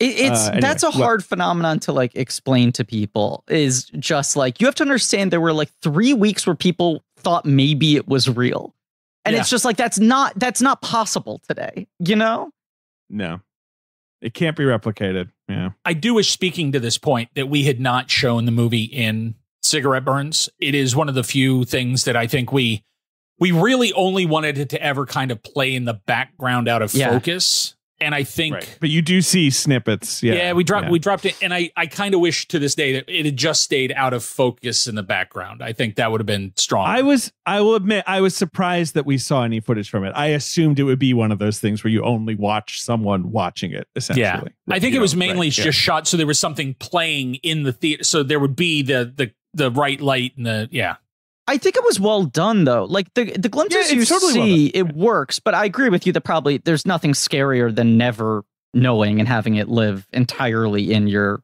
mind. You know what's a weird memory that just got dislodged for me? I remember being on an airplane, and whenever I would fly, I would try to get Empire magazine because American airports are one of the only places you can find it regularly. And David, Empire magazine is like a film magazine based out of the UK. Yeah, it was very important to me.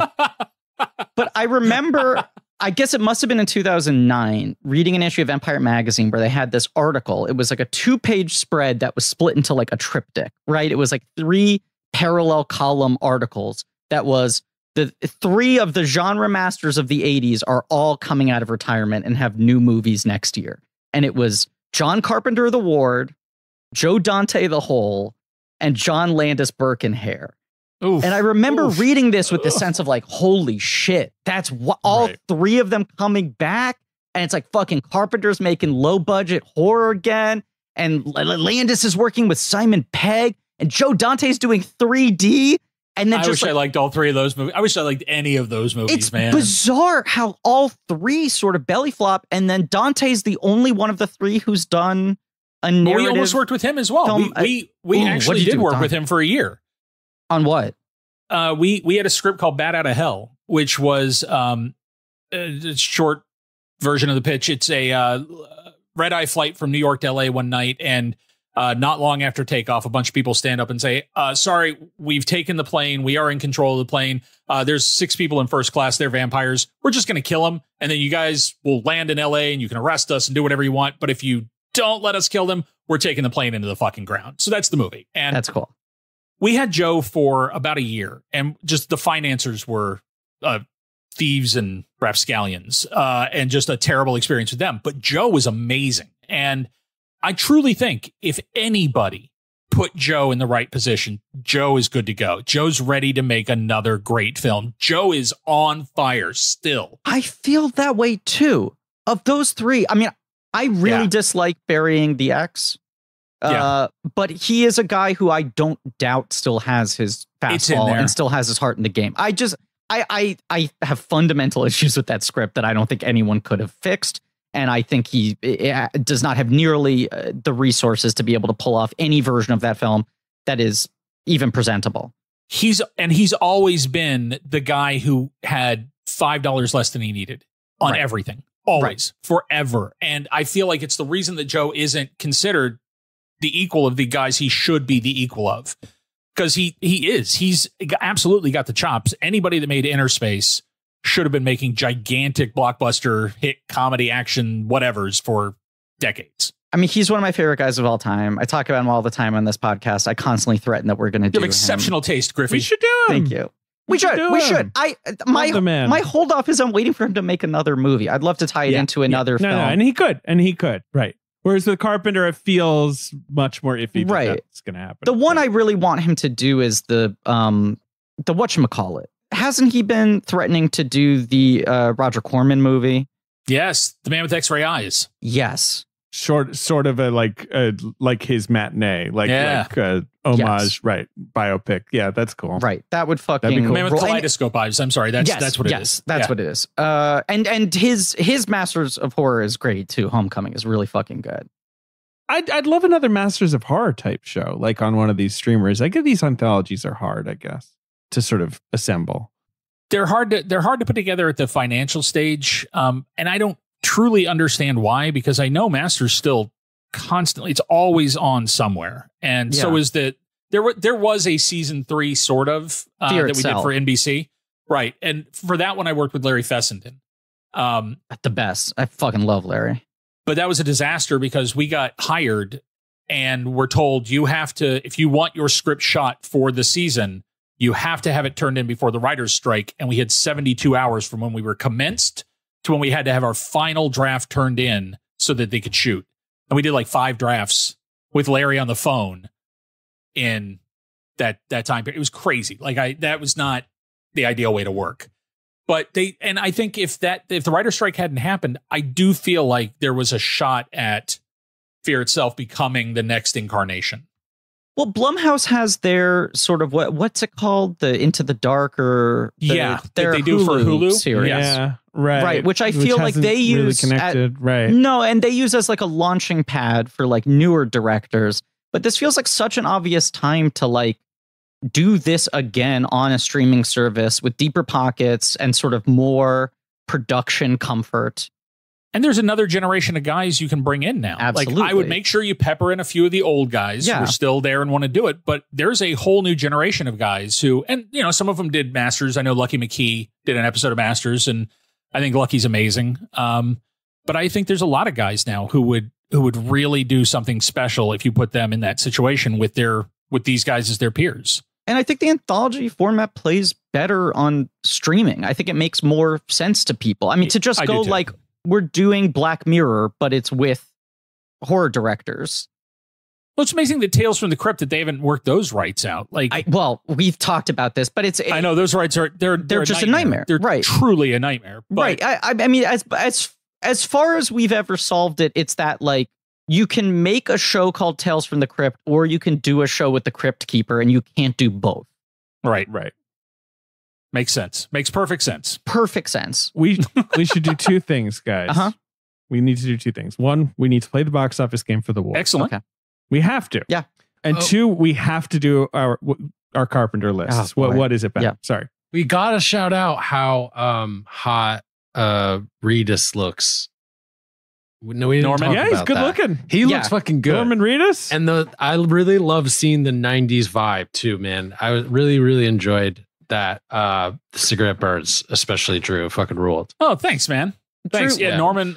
We got Norman at the right time. He was still kind of young and hadn't lived the Walking Dead haggard Post Boondock and Blade 2, right? Well, I was going to say, right, it's like Boondock has disappeared, so he doesn't understand that that movie is going to make him immortal in fraternity dorm room walls forever. Oh, no, he was well aware. He knew it was coming. Really? Yeah, that was one of the conversations we had because I had seen Overnight at that point, and we had a conversation about it, and he goes, no, listen, man, me and Troy, we're going to be making those forever, man. And I was like, okay. Have fun with that. All right, then. Well, so they made another. But also, like, you're going to become like the fucking Bruce Campbell of your generation. You're going to be the king of cons. Yeah. The king. Yeah. The king. Yes. Can we, before we do those two things, David, I'd love to just touch on pro-life a little bit more because we gave a little bit of attention to cigarette burns. And I also need some time to compile my list because I always do everything last second. Mr. Perlman. Okay. The great Ron Perlman.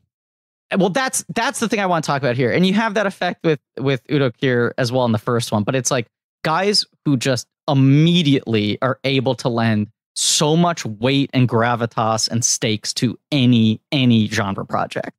Yeah. Just from their face and voice alone. Oh, he's a gift. You can't ask.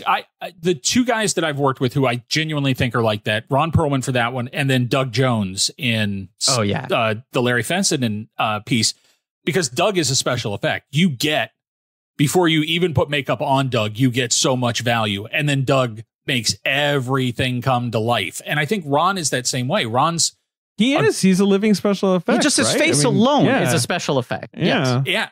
And he's got this great character actor soul wrapped in Lon Chaney's body. So he's got the physical exterior that is startling, whether it's meant to be menacing or whether it's meant to be sympathetic. Like it's really remarkable how much range you get out of Perlman looking the way Perlman looks, whether it's Hellboy or this. But you can both of them, I think, work really well with him. He was terrific on this film. And when we initially wrote it, his van that he's driving around in it's supposed to be one of those vans that the anti-abortion activists have with all the photos and stuff on the outside where they have the terrible pictures. Oh, sure. Oh, they're horrible. And the only reason it wasn't was John was like, I don't want to look at that shit all day. No, nah, it's fine. Sure. I get it. Ron will sell it. So, and I think Ron's the reason that holds together. We were really rushed and it was a really frantic shoot, but Ron. Was it an 8-day shoot? Like truly, like you only had 8 days? Yeah, 8 days. And we've got complicated effects. We have a little monster baby. We have all sorts of crazy shit that had to happen. A floor that had to explode. It was not an 8-day shoot. That was not the way that was supposed to work. But I think Ron made it work. And the last night we were in Toronto or in Vancouver for that one, the Sutton Place.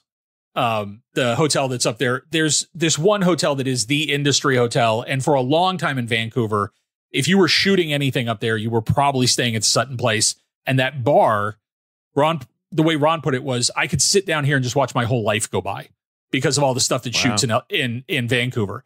And so the last night we're in the bar and it's Ron and it's John and it's myself and we're sitting around and Bob Shea walks in. Mm. And I guess he's in town for something else. And this is post In the Mouth of Madness. And so Bob sees John Carpenter. He walks over, literally puts his hand on Ron Perlman to lean down and talk to John Carpenter and tell him, you should come over and sit with me and have drinks with me. And then walks back over. And he's about 5 feet away. And Ron Perlman goes, I don't think any of us are coming over there, you cocksucker. And then which Shea kind of looks startled. And then John just starts belly laughing and Shea stays on the other side of the room, kind of drinking over the course of the night. All night, Ron's telling stories about terrible New Line experiences and he's telling Bob Shea stories. And then John starts telling Bob Shea stories. And it was wild energy because being who I am, I'm like, you know what? I probably shouldn't even be at this table. I should be over there. So if Bob Shea takes offense, he doesn't see my face and I'm not going to cut. It's right. Fearless. Ron Perlman doesn't care and John Carpenter doesn't care. And it was the rowdiest table I've ever been at. We're just shit talking across a room at somebody, just throwing footballs. Well, because now Perlman's like, I want to grind my axe so hard that the sparks 100%. Are like hitting Bob Shea, essentially. Right. And then the very end of the night, the only real interaction I had with Ron that whole night, telling stories, whatever. But at the end of the night, finally, he's going up to the elevator and he grabs us by the arm, grabs Rebecca by one, grabs me by one, just says, Good words. Gets in the elevator and goes. Wow. Like, all right, I'll take it, man. That's good words is good enough. The final question, does it depress you to think that you made pro-life like 15 years ago? I think one of the more sort of successful films to throw a satirical bent on like abortion panic in America, and now we're facing the full repelling of Roe v. Wade rather than things having gotten better since then. I honestly thought we were maybe a little late with ours. Like, oh, it's right. We missed the bell curve. We've got this locked down. No, nightmare. Really not. Nightmare. Yeah. We live, and it is really shocking to think that we are less stable in those rights than we were when we made that. It's crazy. Right. And that's like, you're making that like 10 years after Citizen Ruth, which you also want to believe is at the peak of the bell curve of. Exactly. You're like, oh, we're doing it because we know we can laugh now. It's over. We can all relax now. Yeah. No. That's wild. Let's talk about the Word's box office weekend. So I assume this opened to number one, $35 million. What are we looking at here? Number $77,000. Oh. Not great. So it's not in the top 5 actually. Number it's not one in the top 5. Okay. Ouch. No, number 1 is the 3rd film in a franchise. What weekend is it? Oh, it's July 8th, 2001. So post July 4th weekend. Number 1, it's the second weekend of a big threequel, is it third entry. Transformers Dark of the Moon? Sure is. Yeah. The best of the Transformers, in my opinion, maybe, or the first. You and I disagree on that, but yeah. Really? I think the first is the best. I think the first is maybe it's the first. It's the best of the sequels. There's the only good sequel, really. Yes, I'd agree with that. Yeah. But yeah, Dark of the Moon. I love Dark of the Moon. I saw it in 3D. I do too. It's wild. The jumping sequence is really cool, and I don't know. It's probably stupid. I went to Russia for that one. You went to Russia? I saw that in Moscow. Oh, like for a junket? Yeah, wow. they did the junket. That was in the real heyday of the junkets, right? Yeah. Those, in particular, the Transformers junkets were insane. The money they spent. We did the Moscow junket for that, and then the next one we did in Hong Kong. So yeah, what a bizarre reason to go somewhere. Yes, I came to Moscow and I spent 3 days here to watch Transformers and Linkin Park. The junket for the 5th one was in medieval England, right? Yes, they actually transported everyone back in time. Inside Merlin's cave where Grimlock lives. Sorry, David, number 2 at the box office? Number 2 at the box office is new this week. It's a comedy, a hit comedy that gets a sequel. It's a hit comedy in 2011 that gets a sequel. Is it Horrible Bosses? That's right. Is that what you were going to guess, Drew? Yes, it was. All right. I'll let you take the next one. No, you're doing great. The next one, a little tougher, also new this week, also a comedy, a kid's comedy, more family oriented. Okay. But with a comedy star of the moment. A comedy star of the moment. His hands are on his hips. Comedy. Yep. He's playing he has a job. Is he the Tooth Fairy? Nope. Is the job the title, or is that just the hook? Nope. The job is the title. So it's a classic. This guy doing that. Mm-hmm. Okay. Hands on hips, comedy star of the moment, 2011, more family oriented. It is a hit. It's a mild hit. Let's see. It's opening to 20. And it makes 80 domestic. Yeah, not a big hit. Oh, I know what it is. Kevin James is Zookeeper. That's right. Kevin James is. Wow. Drop the. It's cleaner. It's just called Zookeeper. Oh, man. A movie I saw in theaters because the character's name is Griffin. That's the reason you saw it in theaters? Griff's got to look out for other Griffs. Huh. How do you feel he represented your name? Not well. Also, Nick Nolte voices a gorilla who's obsessed with Applebee's. The voice cast of that movie is demented. They talk, right? I think the animals talk. Cher plays a lion. Stallone's in it. Judd Apatow plays an elephant. Yeah. Is that the tail end of Kevin James's sort of A-list career? Here comes the boom. Or does he have a couple more? Well, I know, but like, when's that? That's the next year, I want to say. Right. So like it's falling off is what I'm saying here. Right. Like it's sort of like, yeah, here comes the boom is 2012. Yeah. The wheels are getting wobbly right about here. Right. It's diminishing returns from here at else. He goes back to Blart, like he's sort of like, okay, anyway. Number 4 at the box office, Griffin, it's an animated film. Blart 2 is like his escape from LA. Get back to Blart. I'm sorry, David, number 4? It's an animated film that you have some opinions on. Oh boy. It's Cars 2? Yeah, it's Cars 2. Cars 2. Yeah. Is number 4 at the box office. Number 5 is another comedy. It's just crazy. Looking back 10 years ago, too many comedies, many of them bad. People say, oh, it's global box office. It's this, it's that. It's also that they oversaturated with shitty comedies. I mean, you cannot deny it. It was post Hangover. Exactly. This is 2 years after Hangover. So we're at like the peak of everyone being all in, back in on it. And Hangover was internationally successful. That's the thing. Everyone was like, can we make these movies work overseas? And this movie, it is not as bad as Zookeeper. I think it's actually probably better than Horrible Bosses. It's not good, or I don't remember it being particularly good. It's another X person has a job movie. It's a female comedy star. It's a female comedy star. Is it? It's not The Heat, is it? No. But is it a McCarthy? No. Because Bridesmaids is this year. This is 2011. Yeah, okay, so that's later. Okay. It's a female comedian with a job. You don't think it's great? I wouldn't call her a comedian. Oh, okay. I wouldn't call her a comedian. Okay. She's a comedy. Because she'll do dramas too, but she was a consistent comedy star. She made many hit comedy films, including a couple with her co-star in this movie. Huh. Okay, so this is a re-teaming. No, this is their first collaboration. This is their first, but then they do more. They do one more. They do another bad comedy together. This isn't an Aniston. It's not The Proposal. It's not Aniston. She's now retired from acting. Oh, it's Cameron Diaz. Actress. Oh, okay. Cameron Diaz. And she is the bad teacher. She's a bad teacher. There Some teachers are good. Nicely done. Not this one. No, real bad. That's another.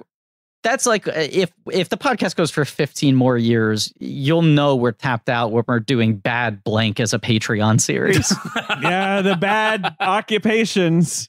And that's just a one of those Siegel performances where he's like, I'm going to show up and give you 10% of my energy and it's still going to work, but you're going to know that I'm not exactly like all in on this. You know what I mean? He's barely trying in that movie and you're like, this guy's still charming. Like, even though I can tell he doesn't want to be here.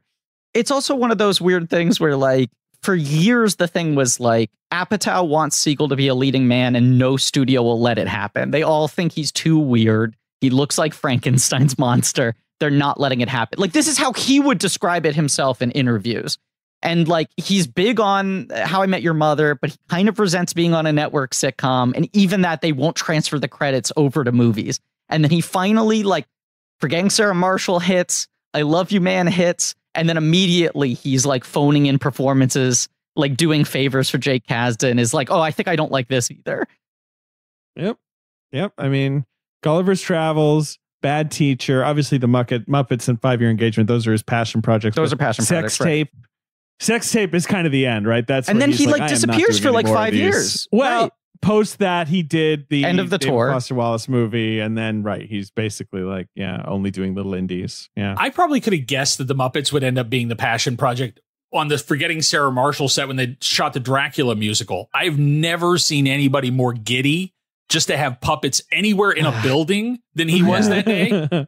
He and Bill Hader both were like, we have fucking Muppets. Look at this. Oh my God.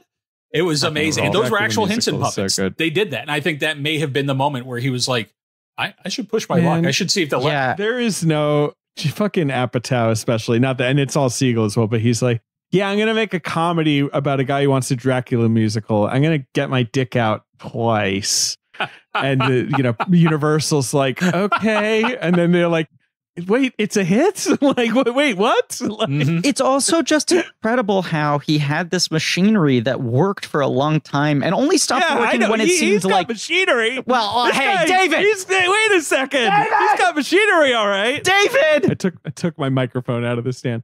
I remember when I saw that movie at the Regal Union Square the second time he got naked, someone in the audience said, "Why do you keep getting his dick out?" Said it out loud. When you guys eventually do Apatow, please have me on for that series and give me a decent film. I want to talk about a good film next time.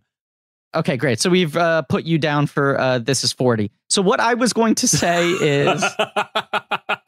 No, I just think it's like Apatow was like a franchise in and of himself. He could sort of sell anything, both by the name brand recognition, but also like their machinery of knowing like being the first comedies to go do comic conventions and have videos go viral and put deleted scenes on the internet and like all this sort of shit. Like they just had it so figured out.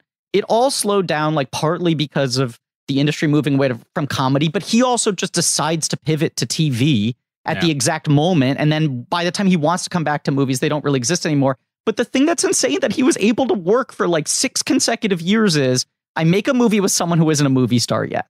That movie makes them an A-list movie star.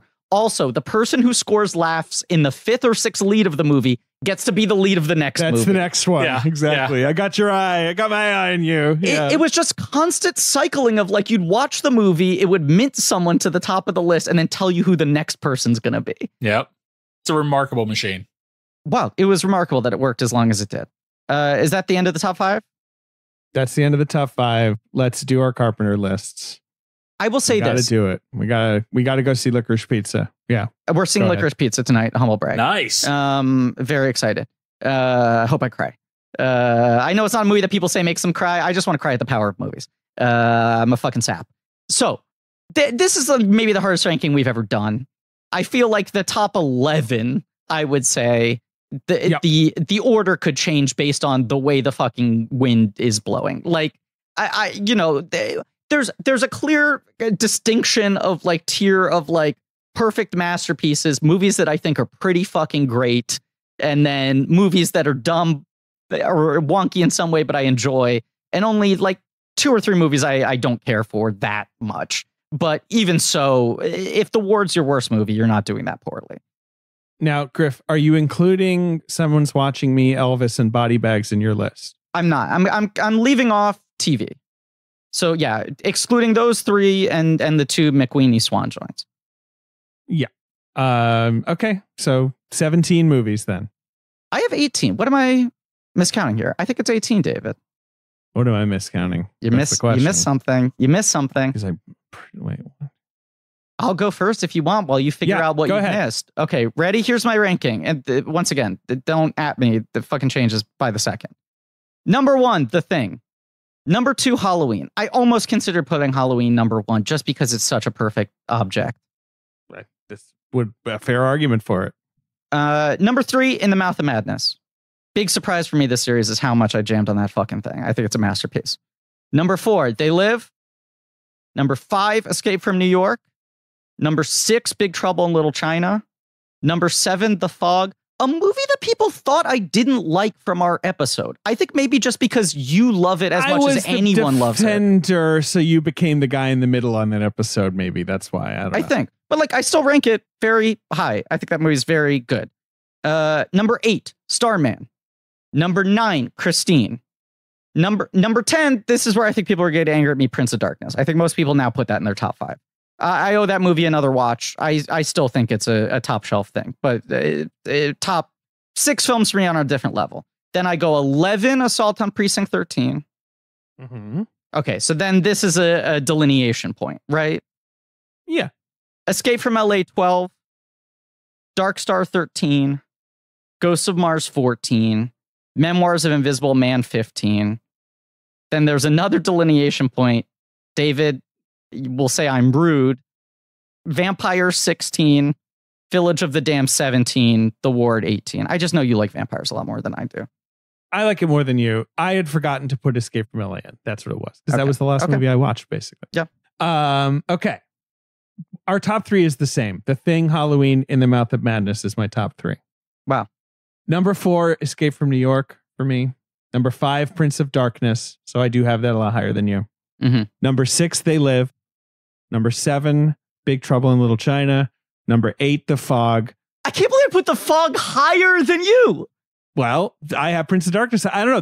That's just a 5-star Sure. area that we were just sitting in. And then there's 3 more movies that I love. Assault on Precinct 13 is number 9. Starman is number 10. Christine is number 11. Then I have Vampires at 12. Mm-hmm. Dark Star at 13. Escape from LA at 14. Ghosts of Mars at 15.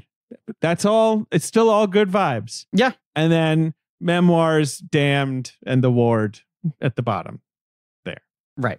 So I extend a little more kindness to Memoirs. I obviously put Vampires much lower than you do. My 7, 8, and 9 are the ones that I think are really kind of interchangeable in terms of order. And then Prince of Darkness is still a 10 for me. Yeah. And it's just one of those things where I can't be mad at anyone saying almost, any of these sort of top 10 is their fave or whatever. Like, that makes sense to me. What is your favorite, Drew? You don't have to give us a whole not list, to put you on the spot.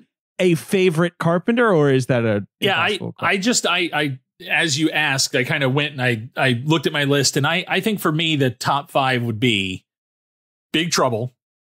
Number 1. That's number 1.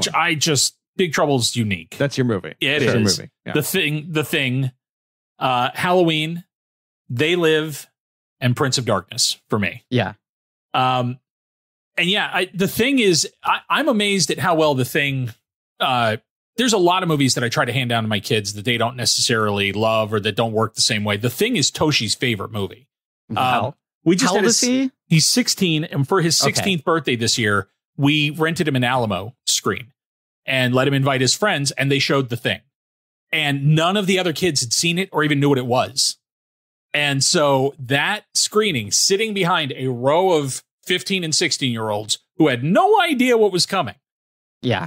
And Toshi, who was delighted at the screams and the insane reaction, and they all loved it. They had the best time with it. It played like $1 million for them. Didn't play dated, didn't play old. They weren't bored by it. It really delivered. I find that amazing. I think that movie is still just a magic trick. It is almost flawlessly suspenseful. Yeah. Yeah. I mean, that's my thing of like 1 and 2 being a little interchangeable for me is that like Thing is operating at a much higher level, right? Yeah. Of just like his mastery as a filmmaker. But just Halloween as an object is hard to even wrap your head around, especially after Art gave us that whole dissertation. And I don't know, as I've now dug into the sequels and everything, it does make you realize how much of a miracle that film is. Yeah. I only like definitely. A Halloween movie. In this dojo, there's a Halloween movie. It is that first film. And I don't really understand any of the rest of them in terms of the appeal, because to me, that first film is so beautifully crafted. And it is such a sleek, simple object of fear. I really think, when he was on his game, he is the genre defining very best. And I think those top 3 or 4 films, whatever they are for you, man, they're just inarguable. They're just unbelievable craft in every single one. I mean, he's a guy where pretty much any 5 people would pick as their top, you'd be like, yeah, all of those are masterpieces. Yep. I was surprised that you guys didn't talk more about Richard Dysart's nose ring when you did the Thing episode, because that is one of the craziest details in any of the movies that he's made. And it seems like you can only see it in 4K, or if you see it in a theater, like at home, you never notice that Dysart's wearing a nose ring in the entire movie. I blame this on, I never saw it in theaters, and the 4K disc only came out after we recorded the episode. It's just one of those crazy little details. Yeah. All right. Well, gentlemen, thank you so much for having me. I cannot believe I finally got to be on Blank Check. Thank you, John. Hey, long overdue. Please. Sorry it took this long, but it was a perfect capper on the miniseries. Yeah. Good way to say bye to this guy. Absolutely. And hey, let's say thank you to Ben. Ben, good choice, man. Good fucking choice. Yeah. Thanks. It was so fucking great. Wow. But glad it all worked out. I don't know. Ben, you've been reading for your giant book. You've been reading this book, the whole mini series, and highlighting things and putting in stick-it notes and whatever. Are there any sort of like final thoughts you want to leave us with at Carpenter at large? Well, I just think not to quote specific thing from the book, but just anything you've observed. Yeah. I think this is the time where this premise of our show, it always hits me in different ways where you're sitting down, you're watching a director, like body of work, start to finish. And this was the one where I really was noticing like camera work. I feel like for the first time, or just like it was really clicking with me in a way. And there's just like, I don't know, I got really absorbed into just visual language and just like thinking a lot about what he was doing behind the camera. So I'll just share that. And that was like something that I started to recognize, like how clean and simple the stuff he was doing was. One of the great voices, man. Yeah. He's the best. I was so glad to watch all his movies and spend time with him. Yeah. I will miss him. It both felt good and terrible. But I guess, wait, shouldn't we announce? Yes, we should, David. Next, Gonna tee you up for that. I think you should handle this announcement because it's kind of a David's choice. This is a filmmaker that you've personally stumped for a while. She was on my bracket. Yeah. Right. And it for a number of reasons that I'll let you get into, felt like this was the right time to do it. Well, she's got a new movie out, her first in 12 years. Although she did some TV in between. She's sort of a fundamental filmmaker for me, I guess, in terms of me falling in love with the movies. But she rules, and we talked about her, and people might quibble with her as a blank check director, but we're going to get into like she really got Hollywood to make some very, very wild stuff at the height of her powers. And she's got kind of a big epic blank check. I cannot sing her name. Her name's Penny Marshall. Jane Campion. Right. We're doing Jane Campion. Sorry, next. I got confused for a second there. Power of the Dog is probably the biggest canvas she's painted on, at least in a long time. Like she's back. She's got this sort of powerhouse movie that's going to be it's out right now, it's out right now on Netflix, but it's going to be part of awards season. And so in January and February, we're going to be talking Camp. They're doing an amazing screening series of hers right now at the Academy Museum, their brand new giant theater that they just built. I think In the Cut plays tomorrow. Oh, such a good movie. Imagine seeing that Ruffalo dick at the Academy Museum on that big screen. Look, we saw it at the Quad, you and I, but I know, and it was a little screen, and we were sitting front row with our opera glasses. This might be the first miniseries. Well, there's no question that it would be the first miniseries if this is true. I have to do the numbers where there's a majority of movies with male nudity in them, with penis in them. To be clear, sure, right? That I think it's maybe at least like 5 out of 9 or something like that. That's definitely more than the Brad Bird filmography. Drew, I was going to make the exact same joke. I was rushing towards it. New Zealand Queen, Jane Campion. We're going to start with Two Friends, which was sort of a, kind of a TV movie. We played some film festivals, and we have to do a movie called Two Friends. Right, and to be clear, it's not The Two Friends. That's our competitive event. The movie is just called Two Friends. And then Sweetie, Angel at My Table, The Piano, Portrait of a Lady, Holy Smoke, In the Cut, Bright Star, Power of the Dog. What a run it's going to be. But just to be clear, at the time you're listening to this, because there's obviously a little bit of a gap there, we have to pay off a balance of past mini-series. So the next 3 episodes are going to be Paul Verhoeven's Benedetta, Steven Spielberg's West Side Story, and Lana Wachowski's The Matrix Resurrections. Yes! Oh my God. So those will be the next 3 episodes, and then Two Friends begins in January, the Jane Campion series. My big problem with almost every movie right now is that it's not The Matrix Resurrections. I get so fucking amped every time I see that trailer, and then so angry when it ends and I have to watch anything else. It's coming. It's very soon. It's done. It looks ready. So fucking... Talk about a director who we thought was done. Where it just felt like they're done. They're burnt out. Might be they're retired. Tired. Might be retired. The siblings split up. The sisters don't want to work together anymore. Neither of them's going to make a movie ever again. And then here comes those bananas looking fucking blockbuster in so long. Yeah. Gonna be good. Anyway, so that's the plan. Goodbye, Johnny. Thank you again, Drew. Take us out, Griffin. Let's go see pizza. Yeah, I can't wait to get a slice of that licorice pizza. look, thank you all for listening. Drew, people should watch Voir on Netflix. Yes, December 6th, it will be on Netflix, produced by David Fincher and David Pryor. And you can find my newsletters at drewmcweeny.substack.com or the last 80s newsletter.substack.com, where I am reviewing every single film of the 1980s chronologically, because I'm a crazy person. That sounds easy. And once again, people should check out Pro-Life and Cigarette Burns. Both viewable on Tubi and Vudu and other platforms, and definitely worth your time if you've been following us on this whole Carpenter journey, although neither for the squeamish. They're both pretty fucking intense. They're gnarly. They're gnarly. They're gnarly. They're fucking gnarly. You're a dang ass freak. I don't know if I'm allowed to give you that title, or if that's Ben only. No, I will happily wear it. Thank you. Yes, you are officially a dang ass freak, my friend. Dang ass freak shit in both of those. Folks, thank you all for listening. Please remember to rate, review, and subscribe. Thank you to Marie Barty for our social media. AJ McKeon and Alex Barron for our editing. Nick Loriano and JJ Birch for our research. Pat Reynolds, Joe Bowen for our artwork. Lane Montgomery, Great American Novel for our theme song. Their new album, Extremely Loud and Incredibly Online, is available wherever kids listen to albums. And you can go to blankcheck. No. You can go to patreon.com/blankcheck. Oh, there we go. To listen to, of course, watching a trilogy of films that are even more demented than Carpenter's two master of horror segments. We're, of course, talking about Tim Allen's Santa Claus trilogy. Watching those over on Patreon. God have mercy on your soul. Blankies.reddit.com for some real nerdy shit. And go to our Shopify page for some new merch. We got some new merch coming for Christmas time. Stay tuned for that.